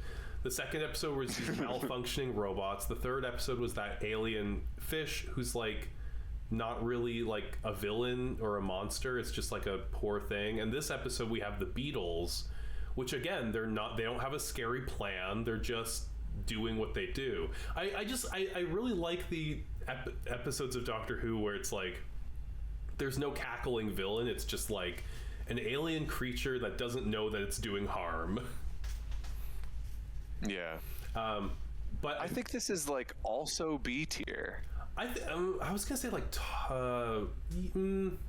do I like it more than Smile? Maybe. I think I like it more than Smile. I think not by a lot. Yeah, I think, you know what? Let's do it. Let's put it at the like what, bottom of B tier? Mid B tier? Bottom of B, I think, is right. I think it doesn't deserve C because it's better than the sort of midness, the flawed. Yes. Yeah, the flaws creep in at C tier. I agree. And an episode that next is an episode that I think you and I are going to disagree with a bit. Oxygen. My problem is I don't have a great memory of it, but it's the one where like she gets a bad suit, a malfunctioning suit. Her suit gets damaged at some point. Yeah, and the suits are like in this hyper-capitalist hell state where they will promote the suit's own survival and like kill you, but also you need them. So yes, the episode is that Nardole, who is a companion this season, and I love him so much. We haven't mentioned him a lot, but I like him and I want that on record. Bill, the Doctor, and Nardole end up on this space station in the future, and they find that the crew of this ship, most of the crew, is dead, and they are still in their suits because a signal was sent from the company, or they believe it's a malfunction at the beginning. They're like, oh my god, something happened, and now the suits are walking around without the people. Or with the people still in them dead. And it's a really scary image. It's like, it's a fun twist on like zombie, I guess. And then in the end they find out that it was the company, which is like, we'll take less of a loss if the people die and our suits remain fine. Yeah. And I remember that like I know Bill appears to be killed by one of the suits, and they're able to save her, but not anyone else. So there are survivors this episode, I will say, which is good for you. I just don't remember it that well. So I remember it being okay and having like really, really good tension, but that's about all I remember. Yeah, I really, really like this episode. I think it does a trope that I hate, which is polite murder robot. That's one of my least favorite sci-fi tropes. It's never funny. It's never good. Please enjoy dying, and then it just sucks. I don't like that. But this is the episode where the Doctor goes blind at the end because he is exposed to the vacuum of space, and that is a thing that carries over for the next couple episodes, that he is blind. I don't know, I would put this for me I would put this episode in A tier.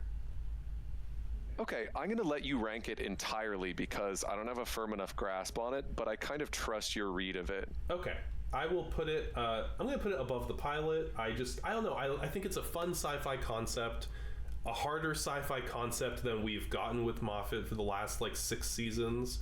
So yeah, other than like a few, you know, and I know that you and I are usually not like big fans of capitalism as the villain stories, but I think it works. As much as capitalism is the IRL villain, I think in fiction you have to be smart about that, and people are starting to get lazy.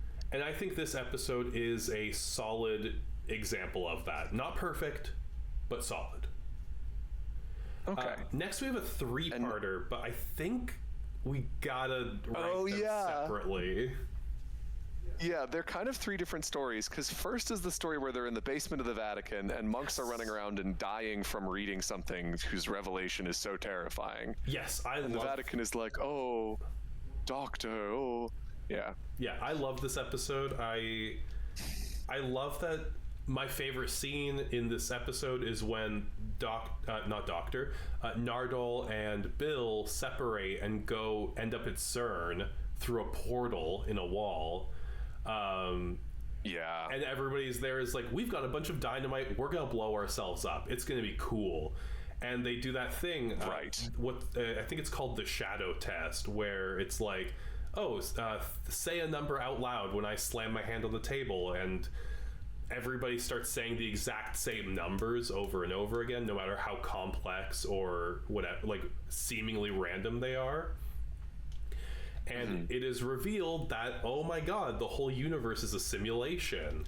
And it's really well done, like simulation stuff, because you don't really notice it happening until the reveal, but in a way that like you haven't figured it out until they actually reveal it, I guess is what I'm saying. Right, and this is a self-contained episode because the pocket universe that essentially lets itself die to transmit information to the real world and protect it from an invasion is not our canon universe that we're watching. So we see terrifying things happen to our characters, Nardole but ultimately, dies. Yeah, Nardole dies. I think Bill like evaporates. Bill also the Doctor evaporates. has a mental breakdown. Yeah. So yes, I remember this being pretty good. yeah, I would give this like a B tier. I like this a lot. I think this is what B tier is made for. Yeah. I'm gonna put it like I'm gonna put it up there. I really like this. Looking at these episodes that are in B tier, I'm like, I really like this one. It's better than the Caretaker. Easy peasy. I'm gonna move the Caretaker down. I do think I think I put it a little too high. Yeah, I think we were being nice because we were just starting and we're like, first non-bad episode. Yeah. Pyramid at the End of the World. This is the episode that you and I both agreed is like the weakest of the three. I think this kinda sucks. Yeah. I don't like that they get all the world leaders together in this shitty little room and they piss and shit their shorts and then they make the wrong call and then die. Yeah, I didn't. And nothing really interesting happens. It's just like Doctor Who doing its own tropes too hard with no twist. It's just like a doctor in a room full of world leaders being bad politicians. Oh, they're gonna surrender to the aliens in their hearts and get liquefied. And it's kind of like I think it's kind of D tier for me. Right. So this episode, my real problem is I just don't like Moffat's writing usually. Like, I know Heaven Sent and Listen are both Moffat penned episodes and they're amazing, but like that's only two of them. Like I don't like the way he writes. It's a boring episode. Yeah, and that's what I remember. I remember it being a boring episode where nothing happens, so there's nothing to fill the time except the most Moffatiest Moffat dialogue we've ever Moffated this far. Yeah, it's just the Doctor going, I've missed something for 40 straight minutes while Bill does stuff. Yeah, it's just like, wait, I'm an idiot because I thought of the thing, and the thing, and the thing. But if I thought of the thing, then what's the thing? Yeah. What's the first letter in thing? It's and like, you're Moffat, like, you can do a second draft. You are allowed to do second drafts where you figure out what that is. You should not just let your character buy you time while you figure out what your own mystery is, Moffat. Yeah, I think I will put this in D tier, actually. Our first D tier of the 10th series. It's not all winners. It's also not an all bad episode. I think one of the characters, the little woman, I don't remember her name, but she's fine. I like her chemistry with Peter Capaldi as far as one-off characters go. It's just too bad that she's... Oh, right, because there's the lab where things are getting out of hand. Yeah, and they're trying to do this cause and effect thing, but it's not like... They're not sticking the landing with the concept of cause and effect. It's whatever. Yeah. It's fine. And then the Lie of the Land is... I like this one. I know people hate this episode. I disagree. It's the lowest rated of the three, but I think it's better than the second episode, which is boring and disrespects your time. I kind of This agree. episode is... I think it's if you compare it to episodes from RTD's era where the whole world falls to an alien conspiracy and the character walks through like a fascist-coded dystopia and reunites with the Doctor, and there's fucking two of those already, it is weaker than those. That's true. But we get a couple of moments that I actually really like where, for instance, the one where we discover that like the Doctor has been building up moles and that his whole like group of Secret Service type people are in fact already flipped. That was so fun. And he like Yeah, and he tests Bill when she arrives, when she infiltrates the place to be like, "You're working for them." Yeah.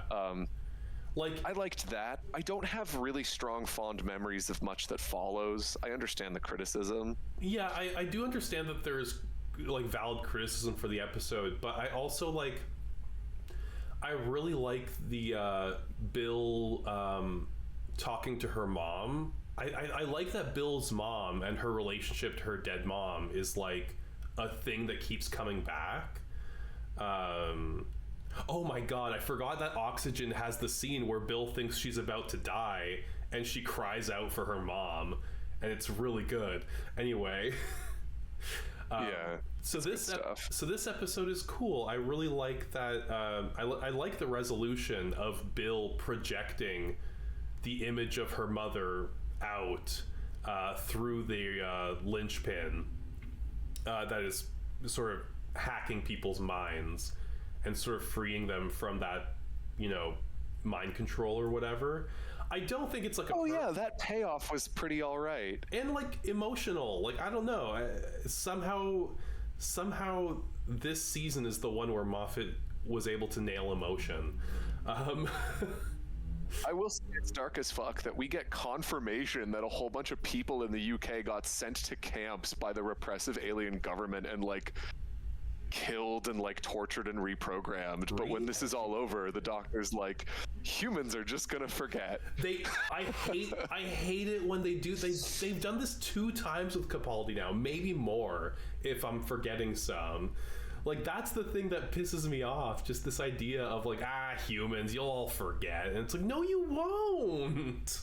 At least this time, people had literal alien technology in their heads to justify them forgetting. But like, there's people who aren't alive anymore, Capaldi. And there are also people who were already like able to break from, because that's the other thing. This is better than Danny Pink. Imagine spending 2 years of your life in a resistance movement, and then everyone forgets that the thing you were resisting even happened. We don't have to talk about the real world. We don't have to bring up COVID. Because one thing I like about the episode is that we see other people breaking from the programming in the same way that Bill did. Like, it's not just this instance of like, oh, Bill is the most powerful brain in the universe that she was able to resist. It's like, no, other people are able to resist. It's like, I like that touch. It's not a big part of the episode, but I like it when Doctor Who and TV in general doesn't have an NPC problem, I guess. Yeah. All that said, I think this is what C tier is made for. Yep. I like it. Oh, yes. I think it's good. Big ups, big lows, and just lands in kind of an iffy territory. Yeah. Now for Mark Gaddis's least bad episode, The Empress of Mars. Oh yeah, you told me this was a Gaddis, and I expected to hate it more. And while it didn't blow me away, it was all right. I think it's kind of a high C episode. Yeah, I kind of like the storyline of the commander who was a deserter, I did like that. And he kind of, it looked like he was going to have to clichély sacrifice himself in order to make sure everyone didn't kill each other. But I recall he didn't have to. Oh god, does he die? This isn't a great sign for the episode. Oh no, should we look this up before we start praising it? Because I'm really scared that What? I think we should just let ourselves rest in the knowledge that this wasn't a hugely memorable one and give it C tier as well. I know, but if it turns out that the deserter character who tried to kill himself has to die to save somebody, I'm gonna want to knock it down because I hate that. I guess I don't like a plot point where it's like a character who previously tried to kill themselves has to die to save the day. I don't know. That's my bugbear. Oh, wait a second. Oh. Friday is the guy, and he ends up like being a servant of Araxa for the rest of his life. Okay, so he does survive. Okay, I'm gonna move it up. I don't think it's better than the Zygon episodes, but I do like it. I think Doctor Who needs like episodes where it's just like an adventure, and this is one of those where there aren't really this episode and the following ones. IMDb has them rated as low as ones that we put in the trash. I just want you to know that the fandom was pretty unhappy at this point. Yeah, and I don't get it. Like, I would have to ask them, but it almost feels like anime. I mean, you've mentioned this before off stream, where you feel like the Doctor Who fandom is like similar to how you feel about anime, like weebs, where it's like the things you right, the reason weebs like anime are the reason I don't like anime. So if a weeb likes an anime, I probably won't. Yeah, and so like Doctor Who fans are the same. Like if they really love something, it might kind of suck because I'm not like a lot of Doctor Who fans. Yeah, like I'm trying to think of like an example of that. Like I guess a lot of Matt Smith episodes fall into that category of just people being really like, grew up with the Matt Smith era, and I'm just a fogey now. Yeah. So I appreciate, because this season has been really good so far. So it's nice to have this breather of like the Empress of Mars and the Eaters of Light, where it's like there are no big themes. It's just a fun adventure, and Mark Gatiss isn't making a child move back in with his abusive dad or kill an entire solar system. It's fine. The Eaters of Light. I remember liking this episode a lot more than I thought I was going to upon rewatch. Yeah, it's also got a very low rating, and I remember it being the one where, oh yeah, they meet the Romans, and the Romans are like, by the way, we have a by the way, Romans are playing on all bisexual mode in this playthrough. Insane scene, which is insanely funny, where he's like hitting on Bill. One of the Roman centurions is hitting on Bill, and she's like, "Oh, sorry, I'm into women." He's like, "Just women? Like, what's wrong with you?" Like, they're like, "Oh yeah, he's like that too. He's only into guys. It's really weird." I really like that. Bill has good chemistry with the people that she's saying. Oh, go on. The episode as a whole, though, with the vortex where they have to fight the alien. Yeah, it's mid. It's mid. I would say this is what C-tier I think this is like C tier. Yeah, this is what C tier is made for and of. And like the thing about C tier is that it's not like we dislike any of the episodes in C tier particularly. It's just like they're not like I dislike some of the episodes. They're not like they don't go above and beyond, is what I'm saying. Like, yeah, I think C tier means the cracks are showing. There's cracks, so I would say this is high-ish C tier. Yeah, I don't know. It's above Smile, actually. I would say it's above Smile. Yeah, like. Then why did you put it below Smile? I put it above. Oh, okay. I've got a lag on the stream. Yeah, you do. Yeah, you do. You got a lag in your mind. So for me, C tier is like bog standard, not good, not bad, good. I like him. They're fine. I can watch them and I enjoy, and I look forward to them. Which maybe means that I should bump Empress of Mars down to D, but I'm not going to because I don't think it deserves that. Yeah. D tier is for really solidly iffy shit. Yeah. Next, we've got World Enough in Time and The Doctor Falls. Should we do this as a two-parter or as... Like, should we separate these or should we do them together? I think there's an argument for separating them, but they might have the same vibe because it's all about, like, a Cyberman origin and how he loses Bill to that. Yeah. And I remember the vibe being pretty solid throughout the entire time. So I love both of these episodes. I think they have different strengths and different weaknesses. Yeah. I would say that the strength... I would say that they're going to end up in the same tier for different reasons. I agree. I think the first episode, World Enough in Time, is really strong in the atmosphere it creates. Everything with Bill. So at the top of the episode, spoilers, Bill gets shot. And she is... they land on this space station that is orbiting or is slowly getting sucked into a black hole. And the doctor has taken them there because he wants to test to see if Missy's redemption arc, which we haven't mentioned, it makes sense if you watch it, is actually taking. And unfortunately, things get heated, and he comes out and he's like, okay, you guys get back in the TARDIS, I'm gonna take over.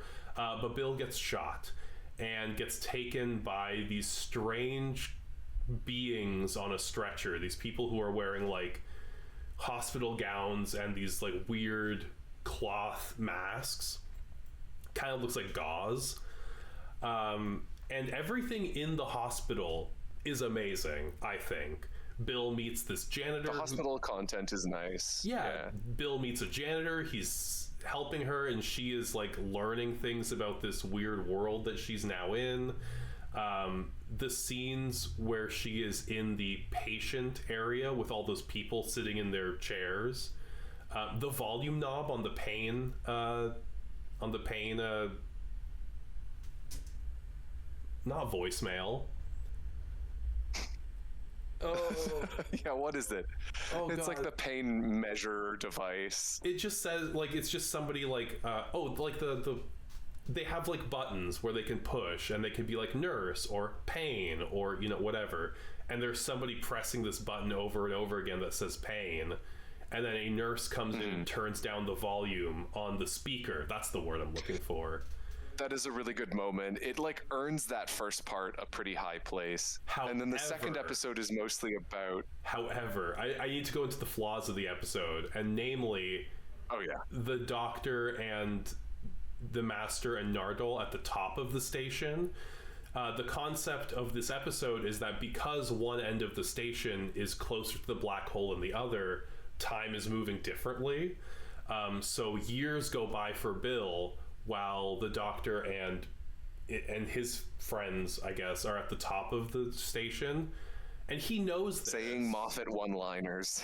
And he knows this, but he just kind of wastes time explaining what a black hole is to people. Like, it's just like an idiot ball situation, which is really frustrating. Because the doctor should have jumped into that elevator the second Bill was down, because he knows that time is moving differently. So that is what brings it down for me. And the second episode... That was, like, hard to watch. That was rough. The second episode... Do you want to go into it, or shall I continue? I don't remember it as well, except that Nardole has to, like, stay behind and defend, like, this village layer. Yes. So that happens at the end. So the cliffhanger for the first episode is that Bill, in the time that it took for the doctor to get off his ass and go save her, has been converted into a Cyberman. That was the big reveal, is that all these patients in this hospital is a Cyberman conversion center. And Bill is a Cyberman. Second episode is them running, or like trying to escape through the ship to outrun the Cybermen, but time is moving differently for both, so it's a really fun game of cat and mouse. And the thing that I remember the most about the episode is just the emotional beats, because I think they're handled really, really well in a way that I just haven't seen from Moffat for a long time. The doctor grappling with the fact that he's dying while he has to like protect these people and save them. Missy, who is dealing with her past self, literally the master shows up. It makes sense if you watch it. And she's like grappling with like, oh God, what if I'm a good person now and like my past self, I don't like him anymore. And it's like, I think it's really strongly done, even if her arc overall isn't really anything to write home about, in my opinion. Nardole. Yeah, the ending makes you feel like it might have been good the whole time. Yeah. It sticks a landing that it didn't jump. Does that make sense? It's like Simone Biles starts off the routine by shitting down her own legs and then finishes on like an amazing note. Yeah, and so to anyone who came in and just imagined what she did before, incredible. Yeah. Bill, who is the emotional core of this episode, just does such a great job. It's not lost on me that this is the second time Moffat has turned a black companion into a Cyberman, but it's done a lot stronger here, because there's actually a reason given for her to resist the conversion, which is her self-conditioning under the monks in Lie of the Land. She just developed a really strong brain. But like, I remember watching this episode with you, and like literally like the minute Bill appears on screen the first time, I started crying, and I didn't stop till the episode finished. Like, Yeah. it's a real tough thing to watch happen, but like Pearl Mackie and Bill are so well written and so like powerfully acted that it's like you buy it, you know? Yeah. And I remember having issues with it, but being really emotionally affected. yes. I wonder if this is like the B tier 2-parter. I think it's a B tier 2-parter. I don't want to put it in like A or S, but it's tough. I do want to put it in A or S because I love the concept, I love the setting, I love the acting. It's super well done emotionally, but then the plot And I think itself this is you wishing these episodes didn't have the flaws they had. Yes, I just like one more rewrite, just a single rewrite, and this would be like a perfect finale. But I think this is like top of B tier for me. Like, this is what B tier is made of. Also, the Doctor's speech to the two masters, I think, is quite powerful and a good like thesis statement of what Moffat was trying to do with the 12th Doctor, despite sometimes failing quite miserably. Yeah, that actually was effective, as I remember it. However, we can't have nice things. It's time to talk about the weirdest episode in his era, also being the last. Twice Upon a Time, I hate. I didn't hate this as passionately as you, but I see the stink. I see the stink lines coming off this one. You can see why I hate it as much as I do. Yeah, I love the broad concept of him stumbling upon a strange place and discovering that the evil that seems to be lurking there is kind of just an archival device. Yes. And that's kind of okay. It reminds me of... It's a strange contrivance to get Bill back. Moffat, you need to start writing characters out. Bill has such an incredible finale, or like final moment, and then he just brings her back to pretend that this simulacra is actually the real her. I didn't understand what that was supposed to be about. Like, oh, people are just the memories of people or whatever, or like the memory of somebody is the same as if they were real. And it's like philosophy 100 level course failed. Please retake. No course credit given. Yeah, it's like, but I am the real Bill because I've been constructed by all of the memories of Bill and everybody who liked Bill or whatever. And it's like, that doesn't make you you're still made of glass, right? Like, yeah, do you think this is an attempt to metaphorically counteract the way they pissed off fans with Hellbent? I don't it's think just like, so. I think but this counter organization saves the memories of absolutely everyone who ever died at the moment of their death. It's like the opposite of what the Master did. No, I think it's just bad. I think it's just bad writing and it's bad sci-fi. It's bad philosophy. And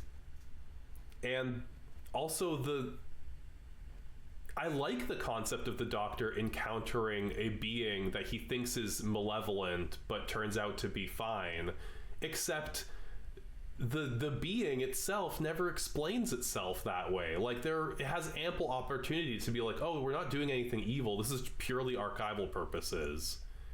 And then the Doctor would have been like, it just doesn't on purpose. Yeah. It just because the writer doesn't It's so bad. The plot makes no sense. I don't like that they brought back the Dalek from Into the Dalek, because who cares? Like, who cares? Literally, who cares? And there's a sin we haven't even touched on, and it's your least favorite sin of all, which is that they cameoed in the first Doctor and made him more sexist than the original show was, so that Moffat could feel like his writing had been less sexist during his era, is how it feels. Moffat brought back the first Doctor to tell the audience how far Doctor Who had come by making up sexism that wasn't present in the original show. And proving that he's like completely blind to the ways that the show had not progressed, right? Like, there's an actual problem with female characters in Doctor Who that was really aggressively unaddressed during his era. And this just feels like a weird defense. I was just about to say, his era. Because we're looking at the female characters in the RTD era, and basically almost every single one is a banger. And then Moffat takes over and writes all these female characters who are just his kinks in skirts. And mystery boxes and mini skirts. So what he's doing is just criticizing his own era while thinking that he's criticizing the show. Like, you're the most sexist content from the show, some of it has been from your era.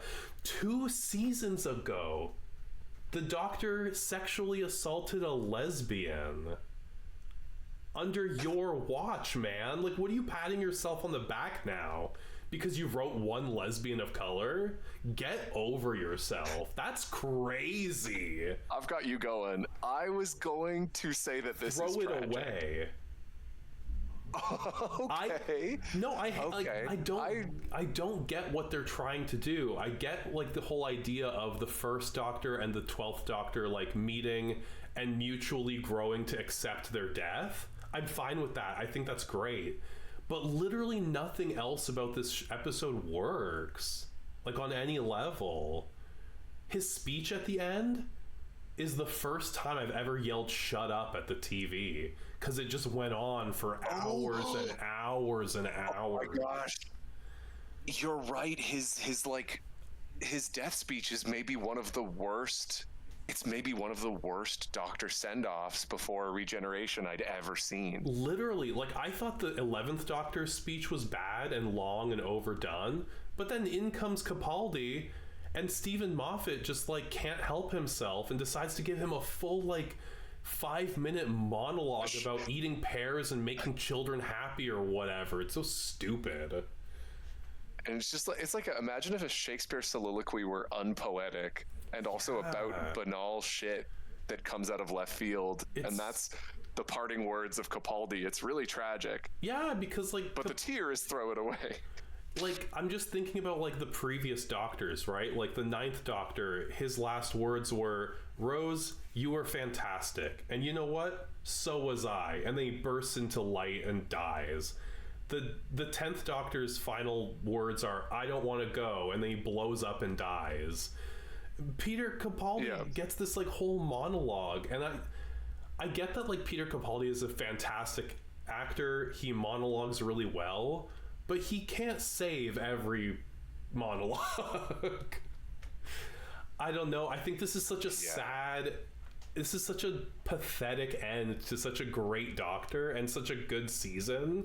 Like, if he had just regenerated at the end of The Doctor Falls, perfect. I would have loved that. But instead we get this garbage. And I'm not going to fully blame Moffat, because Chris Chibnall said he didn't want to write a Christmas special. So Moffat had to write this thing to, like, fill time, I guess.